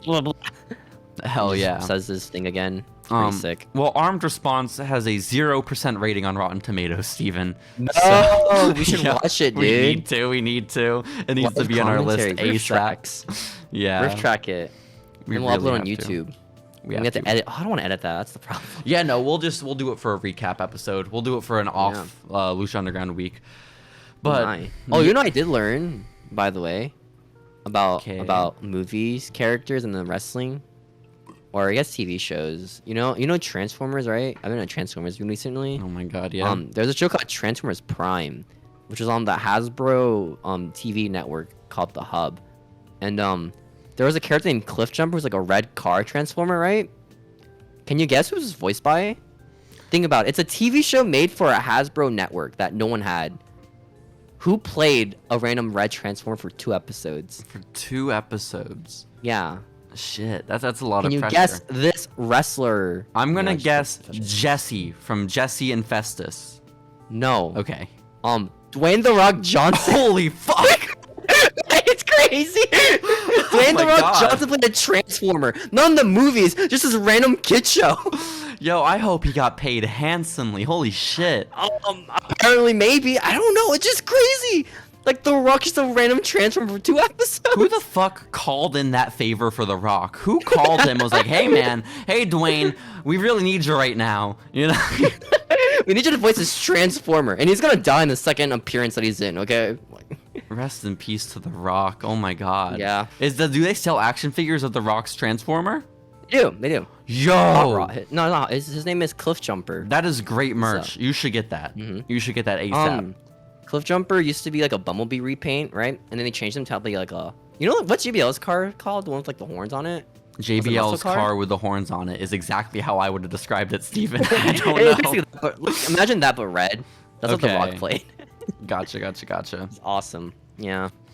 Well, that's your wrestling trivia for today. That's cool. You won't get anything else cool in like 5 months. That's so sad. Well, either way, it's too bad, but it's time to talk about WrestleMania, Steven. WrestleMania Play Button. 2 days before WrestleMania occurred, it was announced that the Andre the Giant Memorial Battle Royal, well, it's being moved to the pre-show, which is tough. No, all those people in the crowd are like, oh man. So sad, so sad. Gotta return my tickets now, man. Yeah, honestly. Hideo Itami won his spot into the Battle Royal. Oh, they were really pushing this. Cool. I remember this. They were like on YouTube. They made a whole documentary about Hideo Itami appearing in the Andre the Giant Battle Royale. He made it far. He made it far, right? This is going to be your first appearance at WrestleMania and the main roster. Isn't that crazy? Like, he didn't speak any English yet. It was very confusing for him. He's like, huh? It's so sad. Well, basically, Big Show wins that match. Good for Big Show. Why? I don't know. I think this was the second Andre, and so they wanted to have like Big Show get it at least once. No, I remembered because they booked the first one like Big Show's like, I gotta do what my father did. I gotta do this for my father, Andre the Giant. Yo, and then he lost. Right? He lost to Cesaro. Yeah, Cesaro won the first one. And then the next year they just redid the same story. What? It's like, yeah. The next year, after this, I think 2016, doesn't it? This year. Oh, okay. Yeah. 2016, who the fuck won it? Because I was thinking about Baron Corbin, but Baron Corbin won 2017. Oh. So I don't know. Who would have won 20? No. It would have been 2016. It would have been Baron Corbin, I think. You're right. Okay. Yeah, it had to have been. Baron Corbin, right? Because Baron debuted in the draft when they did the brand split. That's when Baron Corbin debuted on the main roster. Good draft pick. Yeah. Oh my God. Yeah. Poor dude. Remember Finn Balor was like the first pick? Isn't that crazy? Dude. Oh my God. Right? If I could go back in time and like have the power to change one moment in wrestling, it might legitimately be the buckle bomb from Seth at SummerSlam. Yeah. The one that killed Finn Balor's career. Yeah, man. Because like I was so excited for Finn, like so excited. That was like when Roman Reigns had just failed his drug test, so like he wasn't the guy anymore, you know. Yeah. Big Cass was in the first ever Universal title match, which is crazy shit. Oh my God. Big Cass, dude. Damn. It's Pog, dude. Well, okay. WrestleMania. Cesaro won the Andre last year. This year, he won the tag team titles with Tyson Kidd. That's pretty sick. Yeah, they beat the New Day. I remember watching that match live. That's pretty sick. Yo, they beat the New Day, the Usos, and the Matadors. Right. Which everyone had a manager. Sick match, you know? Everyone had a manager in this match. Cesaro and Kidd had Natalia. New Day had the third member not fighting. I like that team. That was fun. The Fax guys. Fax. Usos that was their entire gimmick. had Naomi. Was this like before day one-ish? It was like But a they're year just Samoan before. dudes. Day one-ish happened Crazy how long that after lasted. the brand split as well. That was like their Okay. repackage. Okay. And then It's the a good Matadors were of course accompanied by El Torito, which is cool. What was that gimmick where they're like tourist like people? They weren't tourists. They were Come like to people Puerto Rico, the shining those star guys. of the Caribbean. Shining stars. Yeah, Those are my guys right there. They were dude. selling That's the my gimmick. timeshares, man. They were selling timeshares. Was that their gimmick? Yeah, How is that a wrestling gimmick? that was awesome, What do they get from dude. wresling? I don't know. Now they Because work I in get like Puerto Rico. models wrestling, you know. I don't get like timeshare people, like just scam artists. Well, they would hand out the brochures to people at ringside, you know, making money. oh, were they like the pre-show people, like before like the actual like premiere? I don't know. I saw them on SmackDown a lot, you know. like during the show. Yeah, they would always be on SmackDown. Oh no, like during promos, or, like actually wrestling. They would wrestle. They'd lose all the time. You know, you have to remember brand split. Like post brand split, there weren't many tag teams, so the tag teams that did They're exist smart. got a lot of airtime. You know, There still aren't any tag teams at all, you know. huh? Cause like, how many tag teams are there right now? Dude, I don't watch wrestling. Exactly. this isn't the wrestling Exactly. podcast. Stop asking me Bruh. wrestling questions, okay? God, Plus ratio, you fell off. you're giving me from watching anxiety. wrestling. Oh my God. You watched wrestling, you fell off, man, because you stopped. No. Daniel Bryan won the Intercontinental title in a ladder match I was sick. against Bad News Barrett, Dean Ambrose, Dolph Ziggler, Stardust, R-Truth, and Luke Harper. Yo, shout out to Luke Harper. Was Luke Harper the champion? I think it was, right? I don't know, man. I think Dean might Oh. have been, honestly. Oh wow, really? I have no clue. I have no clue. title champion? Yeah. That's crazy. But cool for Daniel. A year ago, he won the main event. That's on so, the pre-show, baby. Let's good go. for him. Then we got Randy Orton. He beat Seth Rollins. This was the match with that sick ass curb stomp into an RKO. How about the match itself? I don't know. That's all I remember Me from the neither. match, man. I mean, it's all about the moments, you know. Yeah. And then Triple H all about the beat moments. Sting. Talk about moments. So much. Oh my god. Just endless interference from the I liked how they NWO and booked DX. Sting as like this badass fighter, right? Like this. Why is this Crow Man so mysterious? Just so cool and awesome. And then he loses his first match ever.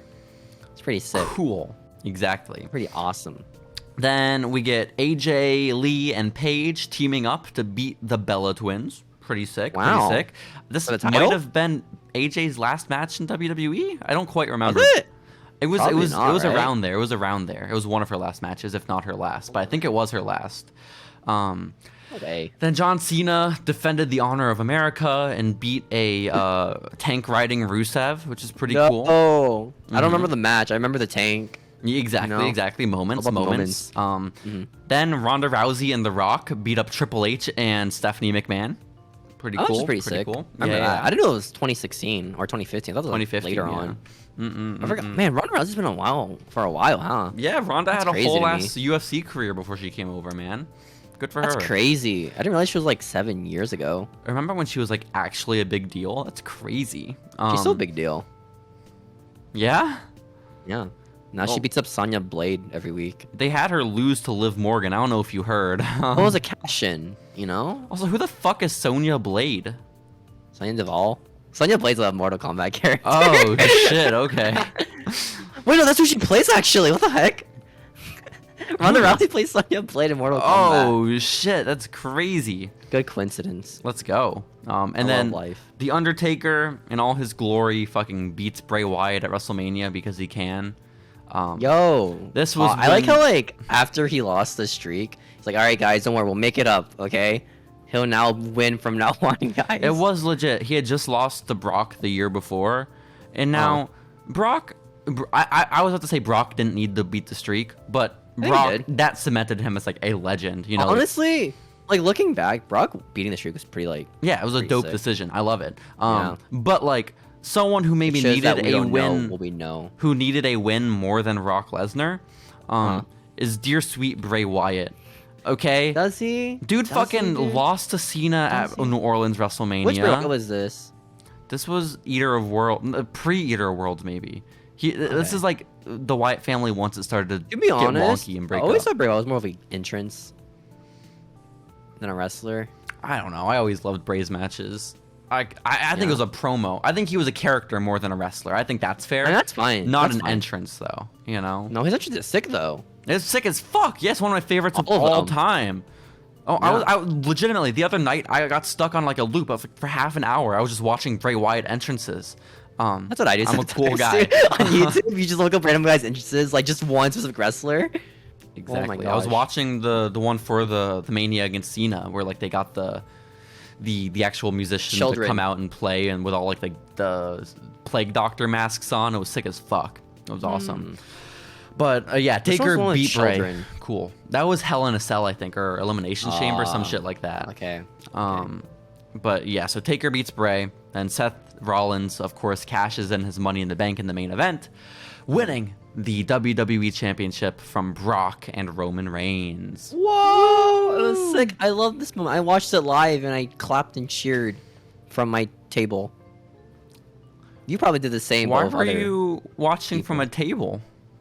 Because it's a desk. Were you at like Desks a are just Buffalo tables. Wild Wings? Like, what do you? No, I was in my room. I was in my man. room cheering, clapping. That's cool. That's cool. Yeah. You pretty weren't sick, watching right? on like the living room TV? No, again, I pirate all my wrestling pay-per-views like a so true wrestling fan. sad. That's so sad. Dude, who's paying $57 for a pay-per-view? Dude, it's WrestleMania, okay? Because you That's wouldn't. like You the get one it for free on the time. network. No. Yeah, network This was trials. pre-network, wasn't it? No, this is post-network. What? And you were Yeah. still pirating? You were still watch mean, like- wrestling? It? I mean, I didn't realize you could just use your email address for a free trial like yeah, I every mean, there was week. no reason to Every pirate. They were time. giving that shit away for free. Nah. Oh, my Nah, bad, my dude. bad. All about that $9.99. I guess so. Yeah. Well, that was that week in wrestling, Steven. That was March 25th, 2015. Wow. You can talk about like anything else outside of the WWE. You know, that's crazy. Yeah, Wrestling News Blog Lady really wanted me to, but I skipped all those TNA What were some of articles. them? I did Oh. not read them. So, Impact showings.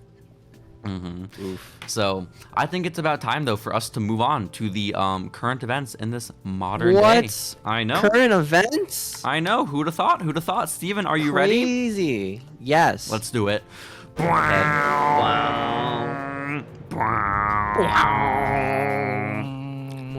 Steven. Today Dog. marks a new Today? day. No, stop typing, by the way. This is a big deal, these What? current events. Why are you typing? Why are you distracted? What? What are you typing, Steven? Tell me. I'm looking at my articles up, my news. Oh my god, you loser. Oh my god. Well, Yeah, yeah, this okay, is a okay, big, okay. this is a momentous week in professional wrestling, Steven. A week we'll remember for the rest of our lives. We will be asked for many years to come, where were you when, Axiom debuted. who? Axiom. Axiom? Oh, Axiom's shit. debut. Yeah, that's what, guys, Vince McMahon retired. That's the point. No, that was like an hour ago. It's crazy. An hour 2 hours ago. ago, I That guess was like now. fuck. I was at lunch when that came out. Dang. That was 5 hours ago, Steven. What the fuck? Oh. Vince Maybe I just, retired. like, fell asleep, so it felt like an hour Maybe, ago. maybe. Yeah. Vince McMahon retired from his role because, of course, he stepped down from CEO like a few weeks ago. But For now allegations. But now he stepped down from all of his roles in the company. Wow. And so And now we'll officially, get better immediately. obviously, the official CEO now, no longer interim, is one Stephanie McMahon. Wow. Triple H has returned to his duties now as head of talent relations, filling the Who planned role it? of one Johnny Ace. He was the one who leaked it. He leaked really the is. allegations. He It was really him. is. Him all He he only wanted his leaked the Johnny position Ace back. ones though. He only. It just happened to cause like this domino effect. Everyone just going Yeah. against Vince. That's tough. That's tough. But yeah, so he replaced John Laurinaitis, who apparently replaced Bruce Pritchard. Is Bruce Pritchard not with WWE anymore?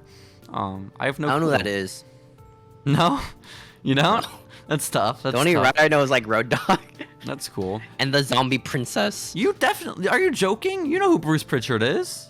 The guy I from probably just Something to forgot Wrestle. you Something to did. Wrestle with. Brother Love. The- Oh, Yeah. maybe. What the fuck? Where were you in 2016? He's like the guy in wrestling podcast. Him and Conrad. Dude, who listens to a wrestling podcast? What are you? He's like Why would you listen to a wrestling Oh my podcast? Just watch God. wrestling. whatever.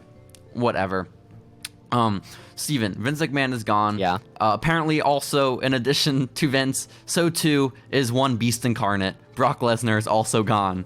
What? What? You didn't hear? Yeah, What? man. No, I was asleep. What? Yeah, apparently, they had a meeting after Vince announced. Is this real? Yes. Apparently, Oh my there was gosh. a meeting backstage where after Vince announced his retirement, they had a whole staff meeting. And Brock Lesnar was there for SmackDown. Because SmackDown is tonight at the time we're recording this. And Today. apparently Brock Lesnar found out when all of us did. And so he spoke up at the end of the meeting and he said, if he's gone, I'm gone. And he left SmackDown. Oh my gosh. Mind you, Brock Lesnar is supposed to main event SummerSlam in a week. Yo, Theory's gonna get the title, man. Let's go. Yo. You think Stephanie's gonna push Theory? You think that's what's gonna happen?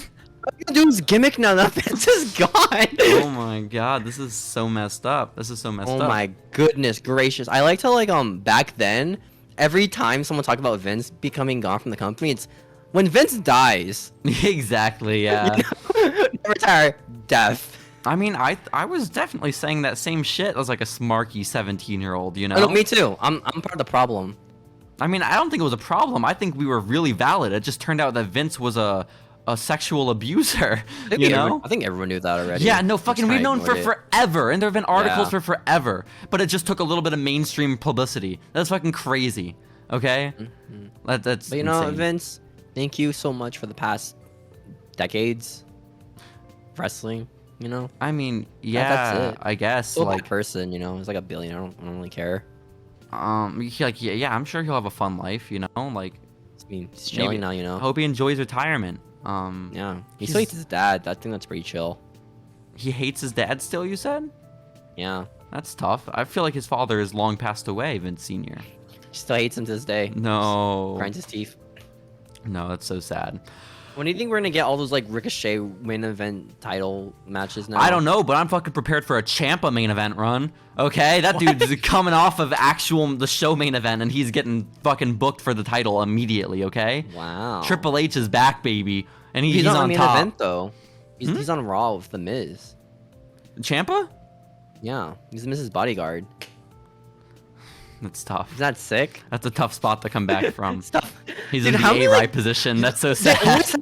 have no. The thing about the Miz is he always has a bodyguard Who? character or partner, like a partner, right? Like A-Rai or John Morrison or the B team or whatever. Oh fuck! I forgot about the B team. Go Or go go. Damon Sandow. Holy It's all these shit. bodyguard type characters. Nobody ever gets over at all in these stories except for the Sandow Miz. got over. Yeah, Also, that's true. A-Rai got over. That was so John Cena's fault. We acknowledge that, right? Nah, A-Rai was never over. Damn it. I loved A-Rai wasn't A-Rai. over. My dad Rage isn't still over. brings up A-Rai on a regular basis, okay? Why? He's over. I think my dad just likes his nickname. Rage. No, A-Rai. He just likes saying A-Rai. You know? Rai. Mm-hmm. Yeah. But did you see, by the way, Tony Khan's tweet or no? No, because Yeah. I don't follow him on Twitter. Oh boy, Tony Khan tweeted out that he is now officially the longest tenured CEO in professional wrestling. Oh, it's very bad taste. I mean, why is it bad taste? It's true. Oh wait, no, I think it was Vince dying. I don't know why I thought Vince died for a second. No, Vince, in my head, I thought Vince died. Wait, no, he didn't. Vince was a terrible person and was ousted from his own company. And the other Right. CEO was like, haha, fuck you. Which, yeah, fair. I agree. It's gonna hurt those rumors about that WXAW pay-per-view. No. Do you remember that rumor? Having this week's hey guys, we're gonna get WWE, AW. They're gonna cross over, guys. This is gonna be awesome. Little do you know, Stephanie loves AEW. Stephanie McMahon's all elite. You know what's gonna happen, JC? What's So, that? Next episode of AEW Dynamite, opening main event, right? It happens. Tony Khan comes up hey guys, I've got an announcement to make. And then on the Titantron, Vince McMahon's all elite, guys. Oh my Holy gosh. shit. No, This he is should just come awesome. out and cut the exact same promo that Stephanie did on SmackDown, where she got the crowd Yeah. to chant "Thank you, Vince." Yeah. I think that's AW, then, now, and then. You got no chance. Yo, it's the Cody choir. They do the Cody choir first before the no chance. That'd be crazy. Good. Yo, Or do you God. think this They is just put gonna? God That'd be sick. in. Do you think this is gonna fuck up Cody's run when he returns? Isn't he chill trips now? I thought. Is he? I don't know, but I hope he's not, and I hope that his title run is completely nixed. That'd be You think awesome. Stephanie likes Cody? I think Stephanie loves Cody. How could you not like Cody? Cody seems like a great guy. He seems a little full of Sometimes himself. Cody seems like one of those guys where like it's like you feel Cody, he's cool, but like you don't. It's like Yeah. Oh, yo, did you see the story about Brian Pillman Jr. or no? no. Oh shit! It was like in an interview or maybe on Twitter. Pillman said that he wishes he would have had more time with Cody and to learn from him. And now that he's gone, it's like really sad. But then like everyone started responding to him, being like, "Dude, you know he's not dead, right? Like he just he just doesn't want to talk to you." That's what happens, right? It's so sad. Aw. It's I feel bad for Brian Pillman Jr. You know, his only storylines ever is this girl leaving his group and his dad being dead. it's tough. It's tough. That's all he has on him, you know. I've That's all he never has. seen a positive story about Brian Pillman Jr. I've seen positive stories about like He looks the woman who cool. raised him, you know, like his stepmom or whatever, or his grandmother. He looks like a wrestler, you know, like big, like a typical wrestler from back then. Are you joking? It's so hurtful. Kidding me? But yeah, no, poor dude. Rest in peace, Cody. You know, I miss him every day. But I mean, he is dead. yeah, honestly. Speaking of a man we thought was dead, Steven. Speaking of a man we thought was swimming with the fishes. Oh my gosh, the fishies? One Troy Two Dimes Donovan has resurfaced after his apparent disappearance. He panicked to himself. He really did. Oh no. Troy Two Dimes Donovan showed up in the AEW Impact Zone, Steven. Oh my god. He debuted. Impact what? No. It was just an AEW. And he fought one Ricky Starks. They lose? He did lose, thank Christ. If Oh man. Troy Two Dimes Donovan debuted and beat Ricky, I'd be pissed. Okay. Did they debut another ex NXT guy this week? I don't The know. Brock Lesnar guy? Oh, Parker Boudreaux or whatever. That was Yeah. on Dark Elevation. Who the fuck watches that, man? That's embarrassing. Why are you What was bringing this this shit one on? on? Dark? This was on Dynamite. This was on Wednesday night. What? Yeah, man. Yeah. Dang. They had faith in Mr. They had faith in this dude. I forget his They had name. faith in Tony Two Dimes, man. Tony Two Dimes. That's it. Donovan. Yeah, That's his but last name, they right? then Ricky afterwards had like this promo that he cut on Danhausen because Danhausen came out and challenged for the FTW championship, which is sick. I can't wait to see favorite Ricky title. versus Danhausen. Is he still injured, Danhausen? I don't think so. If he's challenging Oh. Ricky, he can't be.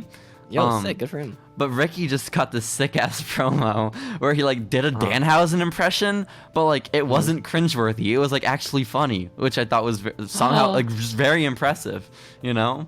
Dude, that's like the most 50-50 thing ever. Will this Danhausen promo go bad if someone else does Yeah, Yo. it was pretty good. I'm not trusting Brian Cage, you know? Exactly. But yeah, no, Ricky Starks is a legend, and he should be respected by all. And he still wears the T-shirt I gave him, and I love you, Ricky Starks. Steven, Wow. did you see Michael Elgin was allegedly in Japanese jail? What? Yeah. You know Michael Elgin, right? Shitty bald No. wrestler. Okay. Well, he's lame. I think he was an Impact. He's from Canada.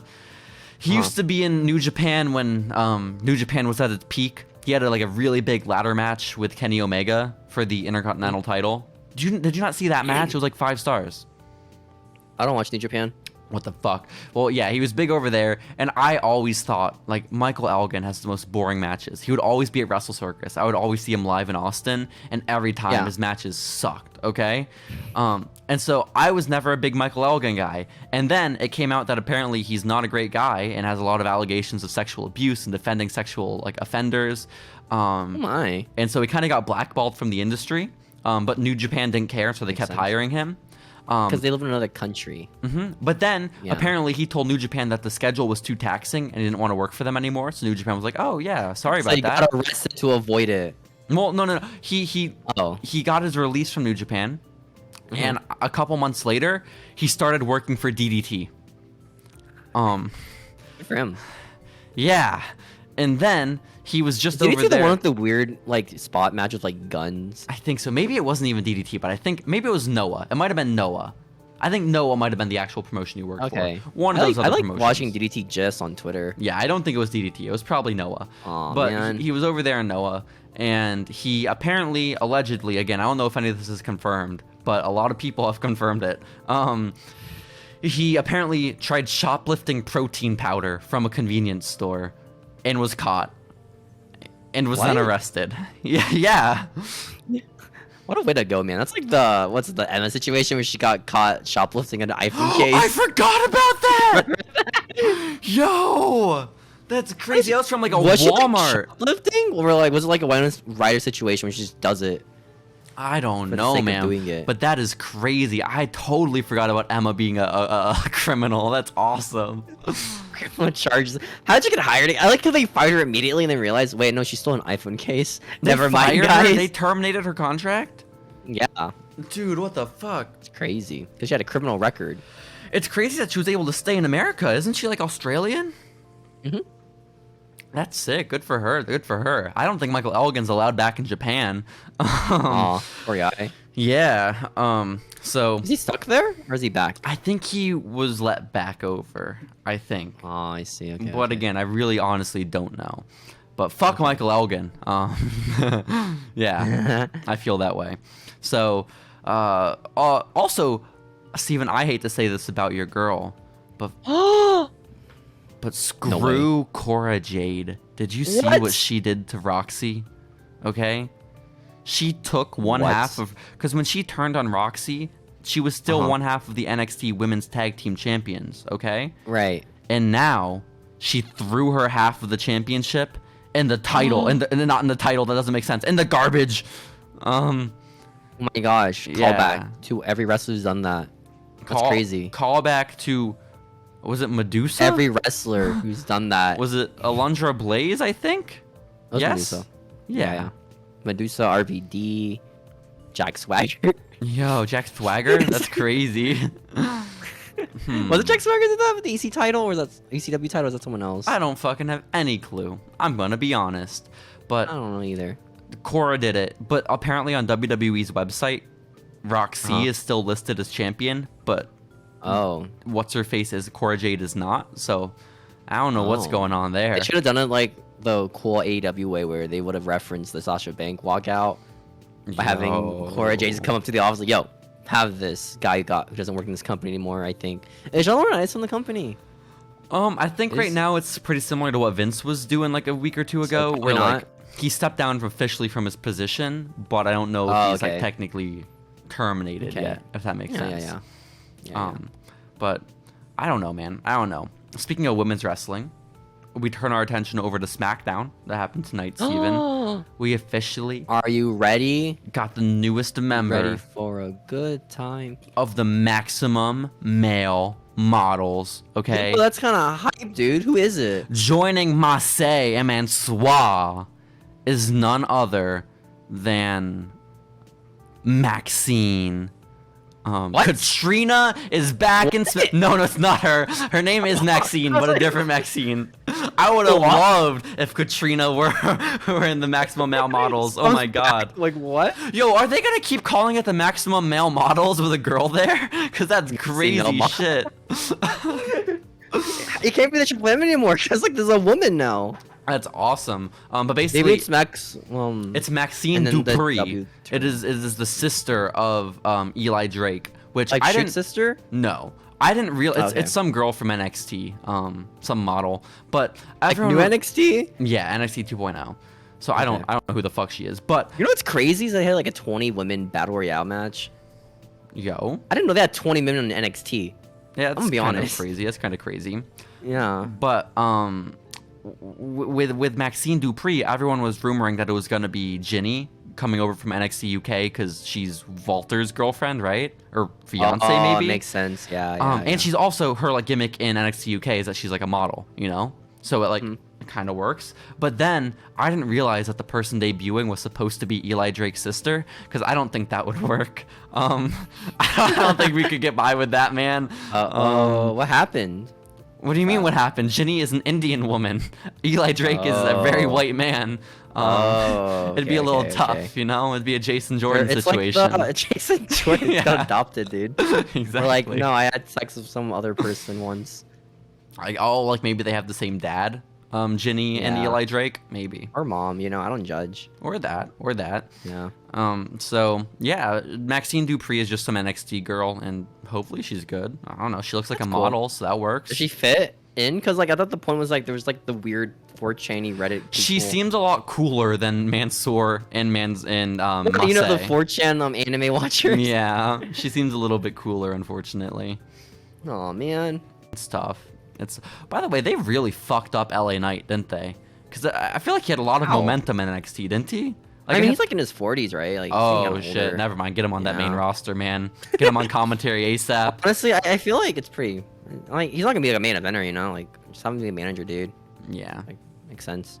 I guess so. At least like 28, and I'm just making shit up. Yo, it was Leo Rush. It was 21, and they made him a manager. What the fuck? Like, what were they thinking?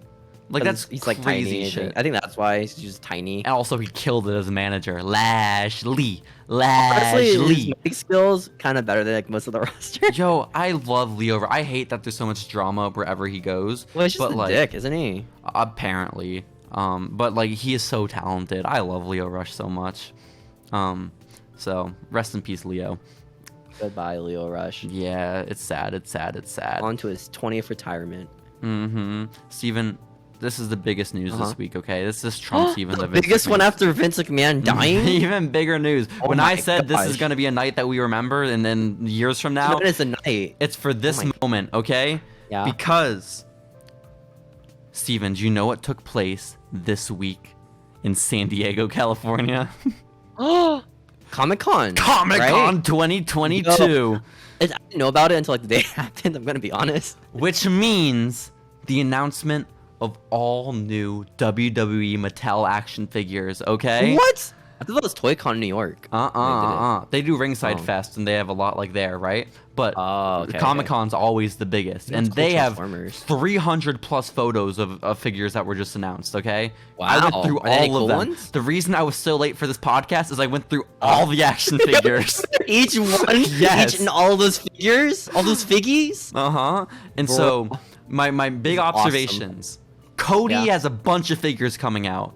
Is it Red Cody from Hell in a Cell? Is that one of them? No, I don't see that one yet. I wish. Bro, I hope. Roman exclusive, right? It's got to be Roman exclusive. That'll be a Red ringside. Cody. Yeah, that'll be a ringside exclusive. Ringside? Okay. You know what I don't see on any of the figures? What? His neck tattoo.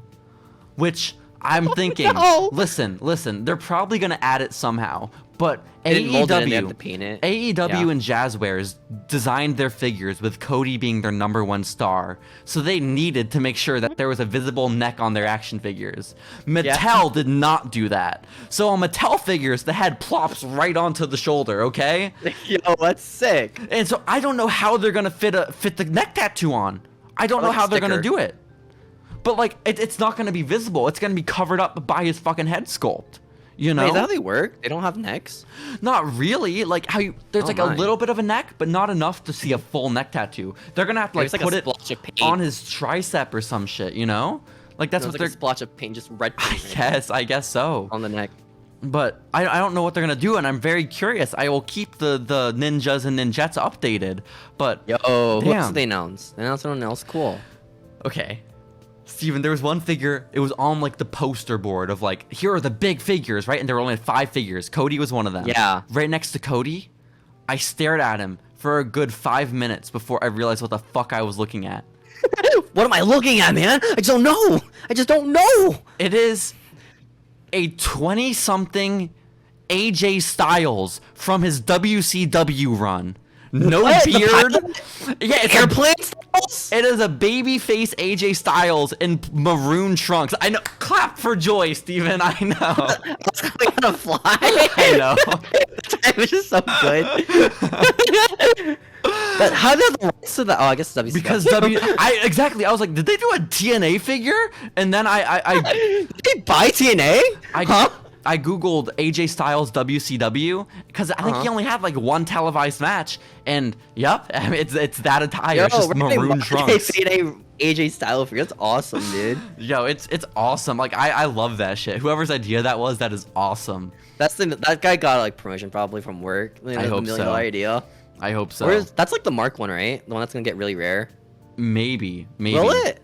I don't know. Like, who cares about like WCW AJ Styles? I mean, if it is a figure I find in like a Walmart, I will so pick it up. But I don't think that's gonna be like in a regular Elite line. That's gonna be an online exclusive. It has to. They have a Farmer Terry Funk. No, that's a Chainsaw Charlie. I had that next on my list. What? Chainsaw Charlie. That is. Yeah. You don't know who Chainsaw Charlie is. I don't watch. I wasn't born yet. That was Terry Funk's gimmick in WWF, Steven. Yeah, I wasn't born yet, dude. Dude, when they brought in Terry Funk to like team up and feud with Mankind and Mick Foley, they wouldn't let him use the Terry Funk name. So he was fucking Chainsaw Charlie. And he wore like fishnets to the ring over his head. Or no, pantyhose. What? Yeah, he wore some like pantyhose or shit over his head. Oh my gosh. Google Chainsaw Charlie, man. Why did you do this to him? I don't fucking know. Why still wrestles to this day? Nah, he can't, man. He can't wrestle anymore. Did they announce the... What's this? It's Chainsaw Charlie, bro. What do you... Mr. T? I don't know. Are you looking at the lineup of figures? Yeah. Oh, yeah, I think Mr. T and Hulk Hogan have like a 2-pack. But Steven, the most fucked up figure I saw is they had... Because, you know, when they do their series of Elite figures, there are 6 figures in every series, okay? So they had all of them lined up. And there was like... Brock Lesnar, Kofi Kingston, Roman Reigns, Doudrop was there. It's her debut figure. And then right next to all of them, so tiny and short compared to all of them. Was it Dominic? It's Ilya Dragunov. He's such a tiny man! Dragunov, He looks so weird. Dragunov. Oh, he's such like a little boy compared to all of them. It's crazy. Who's got the chainsaw? Probably fucking Chainsaw Charlie. He's wearing like jeans. Probably Chainsaw Charlie, Steven. That's Terry Funk. Goodness. This is awesome. And then the figure I think I actually will buy out of all of this is they are doing a young, like, again, 20-something-year-old Paul E. Dangerously with his telephone. It looks awesome. What do you mean, why? I love buying. My favorite thing is buying all like the broadcasters. I got my Michael Cole. Yeah. I got my look right here. See, I got my Vince McMahon as commentator. Oh, that's pretty sick, dude. Yeah, that's pretty awesome. What's it? Those are the figures you gotta get. You gotta have. Are they Jack the commentator figures? Are these the same body mode? Oh no! Michael Cole's a twerp. Okay, he's like the Ilya Dragunov size. Oh no! It's the same mold for Michael Cole for Ilya Dragunov. I think so. And this was pre Michael Cole getting in shape too. That's so sad. You know looks pretty sick. The G.I. Joe Sergeant Slaughter one. I think that looks pretty cool. Oh, you did send me that. That is pretty sick. Yeah. That is it's like $30 though, so I don't know if I'm gonna buy it or not. That's not too bad. Do I like Sergeant Slaughter enough? Because I don't like G.I. Joes, right? I'm not into that. But like the idea of like having a Sergeant Slaughter figure with a mini Sergeant Slaughter figure is so cool. You know? Yeah, it's a collector's item, and that's like the type of figure that's gonna go up in value. You know, Probably, if my like Virgil went up in value, your fucking Sergeant Slaughter G.I. Joe is going to too. You know? Yeah. Well, it's also G.I. Joe. You know? Yeah. So if you ever want to sell it, expensive apparently. There you go. But Steven, also I lied. I'm buying 2 figures. One is Paulie Dangerously, right? The other figure, Steven, they are re-releasing. Oh my God, they are re-releasing like Mattel Series 9 Drew McIntyre. Okay. What? Which one is that? It's young Drew McIntyre, Chosen One era Drew McIntyre, and his white trunks with like the Scottish blue stripes. And I had this figure when I was younger, and it was my favorite action figure for a long time. I used to be a big Drew McIntyre mark because I loved his theme song. And basically, as time went on, I became a bigger Damien Sandow mark, okay? And I did not have patience. I did not have foresight. Little 12-year-old JC decided I need a Damien Sandow figure immediately. And what I did is I fucking sculpted a beard onto Drew McIntyre. No, how'd you do that? With like Play-Doh or like with modeling clay? It's like not even modeling clay. It was from Home Depot. It worked. Like, Oh, it was ew. good. Yeah. Nasty, dude. And like it's like what you used to like fill in like holes in your wall and shit. Right. But like I painted a beard on him, and then I painted his trunks pink, and then I bought a robe from Ralph's Figure Clothing. Okay. Oh, good for Ralph. Shout Ralph out. has passed away. Rest in peace, never Ralph. mind. Rest in peace, my dude. But I used to buy merch from him all the time. I got like a Zack Ryder shirt, a Dolph Ziggler shirt, the Damien Sandow robe, you know, going crazy. I still have my Zack Ryder shirt from Ralph on my Ryder figure. It's awesome. But the point is, I had this Damien Sandow figure that I murdered my favorite Drew McIntyre action figure to make. Why'd you pick your favorite Drew McIntyre one? Because his body best matched Damien Sandow. Why did you buy like another figure from like Walmart? Because his body wouldn't have matched Damien Sandow. What if it was like the John Cena, you know? I don't Jackson know, Damien man. Sandow. Hell yeah. You know? That'd be awesome. But now, Jorts, too. I've like legitimately, because like the figure is so expensive now, the Drew, but I've wanted to get it again because I really like that action figure. Now you And just so- regret your life decisions after that? Yeah, like immediately? I was like, what the fuck? Because I Buyer's got remorse? the actual Damien Sandow figure that eventually came out, you know? Yeah. And so You just needed that custom. when this one comes out, when this Drew comes out, I'm so buying it because I've been waiting Yeah. so long and I regret it so It's much. fate. You know, It it's is. re-release. It's a figure. chosen Is it one. re-release? Or It's a just like re-release. It's a re-release, but Wow. before he came with the Intercontinental title, and now he comes with like a vest or something. So So nothing. it's a little bit different. Yeah, the figure itself is the exact same, but the accessories are different. That's So, sick. Yeah. I like toys because they get re-released a lot. So like your purchases mean nothing sometimes. Pretty sick. Yeah, that's how I feel, but like at the same time, there are little like slight differences. So like I have Mattel Elite Series 1 action figures, right, that are worth like hundreds of Wow. dollars because like they've re-released them, but you know, it's not like whoever has like the original like Elite Series 1 Jeff Hardy that was unreleased, props to you. Like fuck, How did they I get wanted it? that. They stole from the factory. Yeah, the factory had a shit ton of them that were made, but then Jeff got fired. They just stole them. And so, but then when Jeff re-signed in 2017, they released the Elite Series 1 Jeff Hardy that was Yo, still they like had them in the bank, dude. Oh my gosh. But the thing is, it was really fucked up, and like the old school Mattel figures didn't match current day Mattel figures. So he Wait, was they're like not the same so height? fucked up and skinny. No, same height, but like fucked up and Oh. skinny, and the hair was weird. But like I Aw. bought that figure. It was an entrance crate. Oh my god, you press a little button you, and it man. plays this theme song. It's awesome. Sounds sick. Sick as fuck. That Yeah. sounds awesome. I like the figures where they talk to each other. I don't, but I saw like a TikTok of Zack Ryder giving one to Finn. Yo. What is this? What the fuck is like? What the fuck is this? That's awesome. He starts playing of himself. My It's favorite weird are because the- like no, the thing is like it's a figure with like blue pants, like right, blue tights, Mm-hmm. but it's the Demon Finn Balor. But they made it like a T-shirt, like the demon clothes, Oh like the paint. It was really weird because I guess they can't have shirtless figures. no, they do like specific lines sometimes where they're all wearing T-shirts, like basic. They're like usually Walmart exclusives, but I have But a it's few. like it's like the demons like Yeah, colors. that's weird. So it's That's really, really weird weird. looking. Yeah. Yeah, no, I have a couple. I have a CM Punk in his gray and Punk We Trust shirt where it's not like a. They never made an Painted in Punk on. We Trust detachable shirt. They only painted it on, which is fucked up because that's one of the Dang. best like punks ever. Poor Okay. workers, man. Just It's trying to fine. paint that on. That suck. But no, my favorite Mattel line ever. Yeah, they individually hand painted it. You're right, Steven. Yeah, man. Suck a lot, dude. Like those Cody tattoos, they're out of the put on manually. My favorite line ever were the Flex Force, okay? Where like I remember they're those. fucking bent at the ribs, they fucking flip inwards and oh my god, those are awesome. Do they do shooting star presses or just stretch? They probably can if you flip them the right Like do way. they spring? Oh. I had a CM Punk where it was just his arm that bent. It was crazy. CM Punk special, the arm moving. Which the only reason I bought that figure was the only Flex Force I ever bought, aside from an Evan Bourne my mom got me one time. Aw, good for your mom. I know. But the CM Punk one I got because it was his first ever figure released with his short hair. And so Wow. yeah. Does the mask one not come out yet, or they never make a mask? The one? mask one was a ringside exclusive that came out years later. I that's wish crazy, I got because that. I assume It's the so mask expensive. is to like sell toys, you know? Yeah. Well, they sold a Big Show with his Straight Edge Society mask. I have that. Yeah. Because That Big Show, happened. how we unmasked him on top of the ladder. So I have the Big How Show you have it action figure. displayed. Yeah, that's a good that idea. iconic WrestleMania moment. That's a very good idea. But fuck, dude. Yeah, no, I wish I had that ringside exclusive Straight Edge Society Punk. He's in a sling. He has the beard, the mask on. Oh, it's awesome, but so expensive. Beautiful.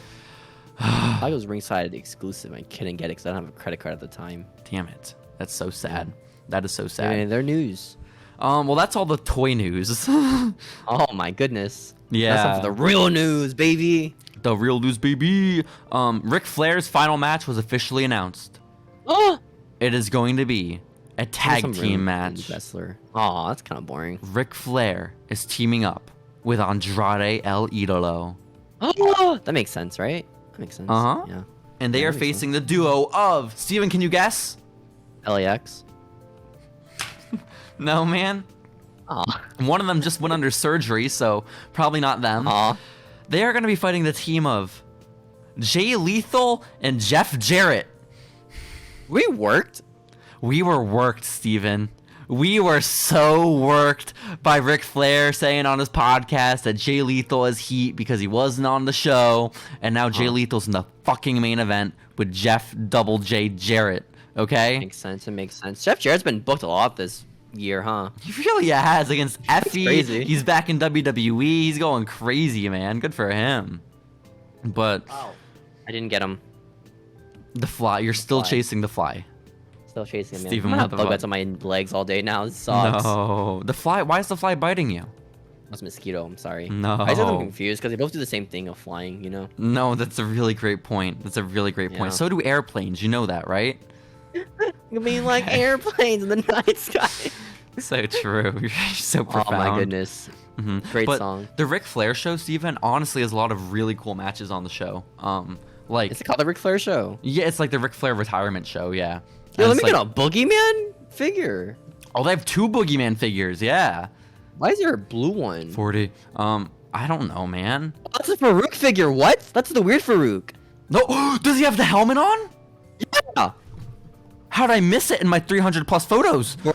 You missed this, dude. You're actually like falling off. I'll buy that. Because again, I was such an asshole. Comes with a second head sculpt with a blue headpiece. Let's go. You get 2 heads, not one. This is awesome, bro. When I was in high school, I went and I watched every episode of Raw from like, I think I talked about this last week, from like SummerSlam 96 to Survivor Series 97. So like, I regretted it. because like I just have really weird knowledge about a really shitty period of wrestling, you know? And like I got to see the rise and fall of the Hart Foundation, which was sick as fuck. But like, cool.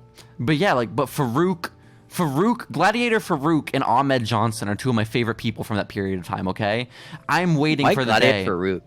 dude, because he's fucked up. Okay, that dude is messed up. Yeah, and Like then for real or like? look at him. He's wearing a blue helmet. That's sick. He looks like that one guy from TNA. Shark Oh, Boy? no. What do you mean? Not Shark Boy. Who's the guy in TNA that beat Christian Cage for the title? You're the Christian Mark, not me. Yeah, I don't know. I don't watch TNA, you know? I don't know, man. Was it Jesse Godders from Big Brother fame? I don't Yo, know. that'd be sick, though. It would be pretty sick. That would be pretty sick. But yeah, there's a lot of cool matches on the card. They've got like some New Japan guys on there, which is crazy. Bunch of AEW guys even. Are they just in the States? Just randomly? I have no clue, man. I honestly don't, but they built a really cool card. I like it. Yeah, good for them. Also, Tony Khan did some press the other day. They were asking him about CM Punk and Colt Cabana, and he declined to comment, which I thought was pretty interesting. Oh my god. I know. No He way, said that Tony. right now, Colt Cabana is focusing on Ring of Honor. Like, you know, the company I own. And so, good for him, I guess. Good for him. By the way, too, Mauro Ranallo is apparently in talks with AEW, which could be pretty sick. I love Mauro. Those are like MMA stuff.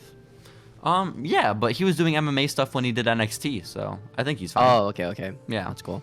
Is But that one that got like really depressed? yeah, he is bipolar. You should watch his documentary. It's very good. Bipolar Rock and Roller. It's a shit name, but it's a very good documentary. A very offensive name. Yeah.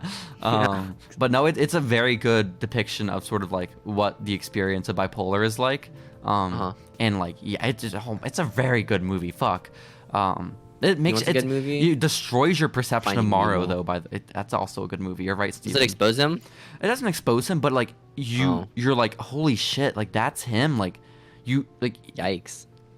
because it's just like It's like when you see your mom cry and it's like, oh man. it's a little bit like that. Yeah, honestly, It's awful. I feel like seeing your mom cry is more normal. Devastating, right? No, it's Well, devastating to see your mom cry for the But first I feel like time the in thing that life. people always talk about is seeing your dad cry is the That weird too. thing, you know? I don't Maybe know if it's I've just like ever a family thing. maybe. You know, like depending on what your family is like. And I consider Mauro Ranallo a close personal family member. And that's really the point of this. Someone else I consider a close personal family member would be Simone Johnson.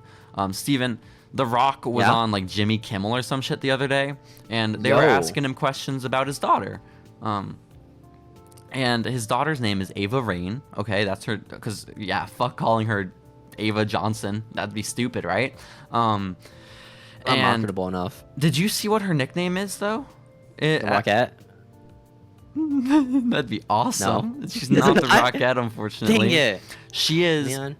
the final girl, Ava Rain, which Like a horror movie character? yeah, like that's a cool name, but I don't get how it translates into a wrestling character. You know? Well, generally the final girl is the girl's like a virgin. In horror movies. Confirmed. The Rock Daughters has never had sex. That's awesome. Like generally final girls are like the ones who are like the what's it called? Like the ones that the directors really like. Yeah, it's the girl who Personally, lives at the yeah. end, right? And never Yeah, dies. Yeah. Sometimes they die. But I feel like that term, final girl, was in popular culture a lot, like a year or so ago, because there It was was that very book that unpopular. came out, like where it was all final girls, or what was That like book sucked. did I it know what suck? you're talking about. Yeah, it was I like read reviews therapy about it sessions. on Amazon. Well, the thing is, like, I feel like every book on Goodreads is all the same. You know, they're all like 3 stars. Every book on Goodreads is 3 stars when I look them up. It's always weird. Yeah. I don't know. I listened to like an NPR interview about the Final Girls book, and they seem to really like it. So I don't know.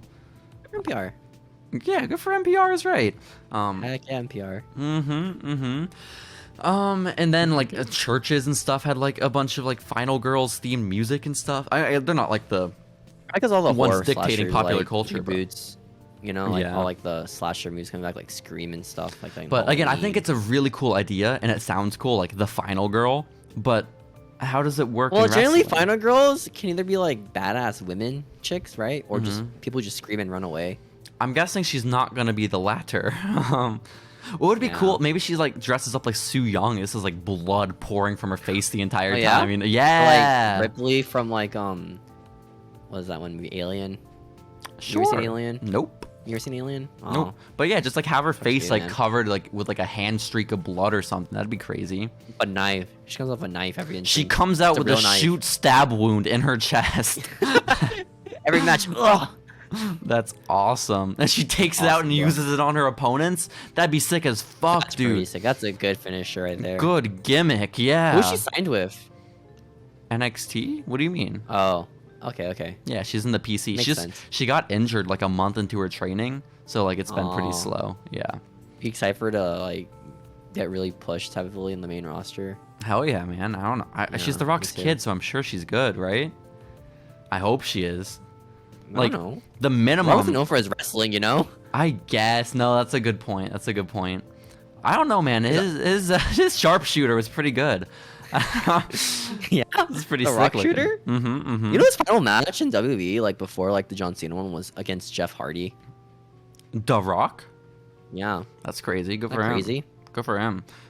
Steven, I don't know Yeah. why I saved the Ava Rain story for last, but I did. What? So unless That's you the have story, other then. news stories, that's the Hey, last one. Remember Axiom? We talked about him earlier in the podcast. Dude, fuck Axiom. You were Did like, you hear oh the JC, drama oh JC, with I Axiom? want to do an Axiom TikTok, and then I went in and I spent forever Huh. looking for when we talked about we fucking never talked about Axiom. him ever. No, we talked about him, but fucking Oh. it was so boring. Okay, What? it did not What? translate into a Well, TikTok. Axiom has been a very big controversy recently of wrestlers. Apparently the gimmick's just copyright infringement with Oh. 2 other people. Oh, okay. Like 2 dudes. The first one was a tweet by Chelsea Green's like, "I am dead. This is everything Diana Perezzo pitched." Being a comic book nerd? Like, yeah, I know Deanna. She's like the Ring of Honor women's champ. She booked this gimmick 4 years ago of like Axiom the character, right? With the name Axiom? I don't know. She doesn't explain any further. 4 years ago, fucking she was the La Luchadora, Deanna Purrazzo. What do you mean? Mask? I guess, right? Is that it? Just wearing a mask? But here's the thing. Some other random wrestler named Razor Wing, where the I in Wing is replaced by a Y. Hell yeah. It's the exact same. same. And then I'm gonna send you pictures on Discord. It's the exact same. Characters. I saw it. It's the exact same fucking mask. It's like, even the pose is the same. Oh my god. Like these two guys right here, right? I'm gonna send you two. Can you guess which one's Razor? Sorry, I'm still just enthralled with the handsome Buzz Lightyear. That's crazy. Oh shit, yeah. There's Farouk. Yo, I'm so getting that Farouk figure. Holy shit. Sick. Which one is Razor Wing? Which one's Axiom? Oh fuck. Oh my god. Oh my. Can you tell the difference? Those are different people. Holy shit. They're both Razor Wing. Oh, they are? Yeah, this is Axiom right here. Oh shit. Yeah, so it's still not good at all. Yeah, no, it's the exact fucking same. This is the same shit. Yeah. Dude, that's fucked up. Yeah, honestly, like, poor A-Kid. What the fuck is Chelsea Green doing, though, you know? Like, what? She does this every so often. Yeah, she has her moments every while, you know? She has her outbursts. Yeah. Who's on the record? Who got it first, Razor Wing or freaking Deanna Purrazzo, dude? Fuck. We'll never know. Like, I don't know, man. Just put him in a new mask. Like, the idea is he's a kid and he's a comic book nerd. It doesn't matter what mask he's wearing. I think his intro's kind of sick. It's, like, all glitchy and, like, slow. Yo, so they also stole Sami Callihan's gimmick is what you're saying. Okay, yeah, fine. Yeah. Fine, whatever. At least he's a character now, you know? Like a mask. Is that a character having a mask? Yep. Like Dream? Yep. Yeah. I think so. Is that the final news story? Is that our climax? Is 2 weeks in a row our final news story is fucking Axiom? I hope Axiom's like our boy. Like, we just love Axiom for like no reason after this. He is like your boy. He's my boy. He's like the Prince Puma of the modern day, you know? Axiom. he really is. Which is crazy. Fuck, he really dude. is, though. They're gonna team up Puma and Axiom eventually. That's gonna be so sad. You think they're bringing Puma back? Like, have Ricochet go to NXT and like, yo, Axiom, I knew you as a kid. Well, guess what? I used to wear a mask too. And like, he brings out the Prince Puma mask, puts it on. That'd be awesome. Sick, dude. Oh, that's our fantasy booking for today. Oh yeah, I think that might be our podcast for today, Steven. Well, who's doing NXT? Who's with what? Vince gone. Who's doing NXT with Vince gone? I think Lord Tensai. That's sick. I don't know, man. See you next week, guys. What do you mean? You didn't even plug the Buy Me a Coffee. On TikTok. Yeah, you're not the host this week. Shut up. Shut up. Shut up. Shut up. You're not the host this week, okay? Don't try to guide. Follow us at Following Lucha on basically all forms of social media. Maybe not our TikTok. Our TikTok's fallen off, guys. We're not popular anymore. No. Blame the algorithm. We got. I think like everybody on TikTok like gets like 2 views for a week. Like, guys. No, I personally think it's a drop in quality. Not so much with the TikToks, but us as like human beings. I think that's probably what it is. And we've also been shadow banned. And also, my content isn't bad. We just got shadow banned. Yeah, all of our failures aren't our fault. Okay, it's your fault. So watch our TikToks more, and then they'd have more views. Okay.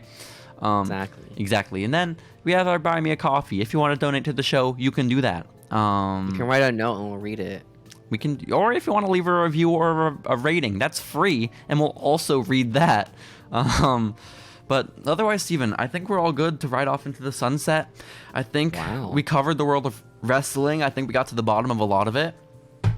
And now, we gotta go fucking scalp some action figures, right? Good. Yeah, let's do it. Let's do it. Goodbye, everybody.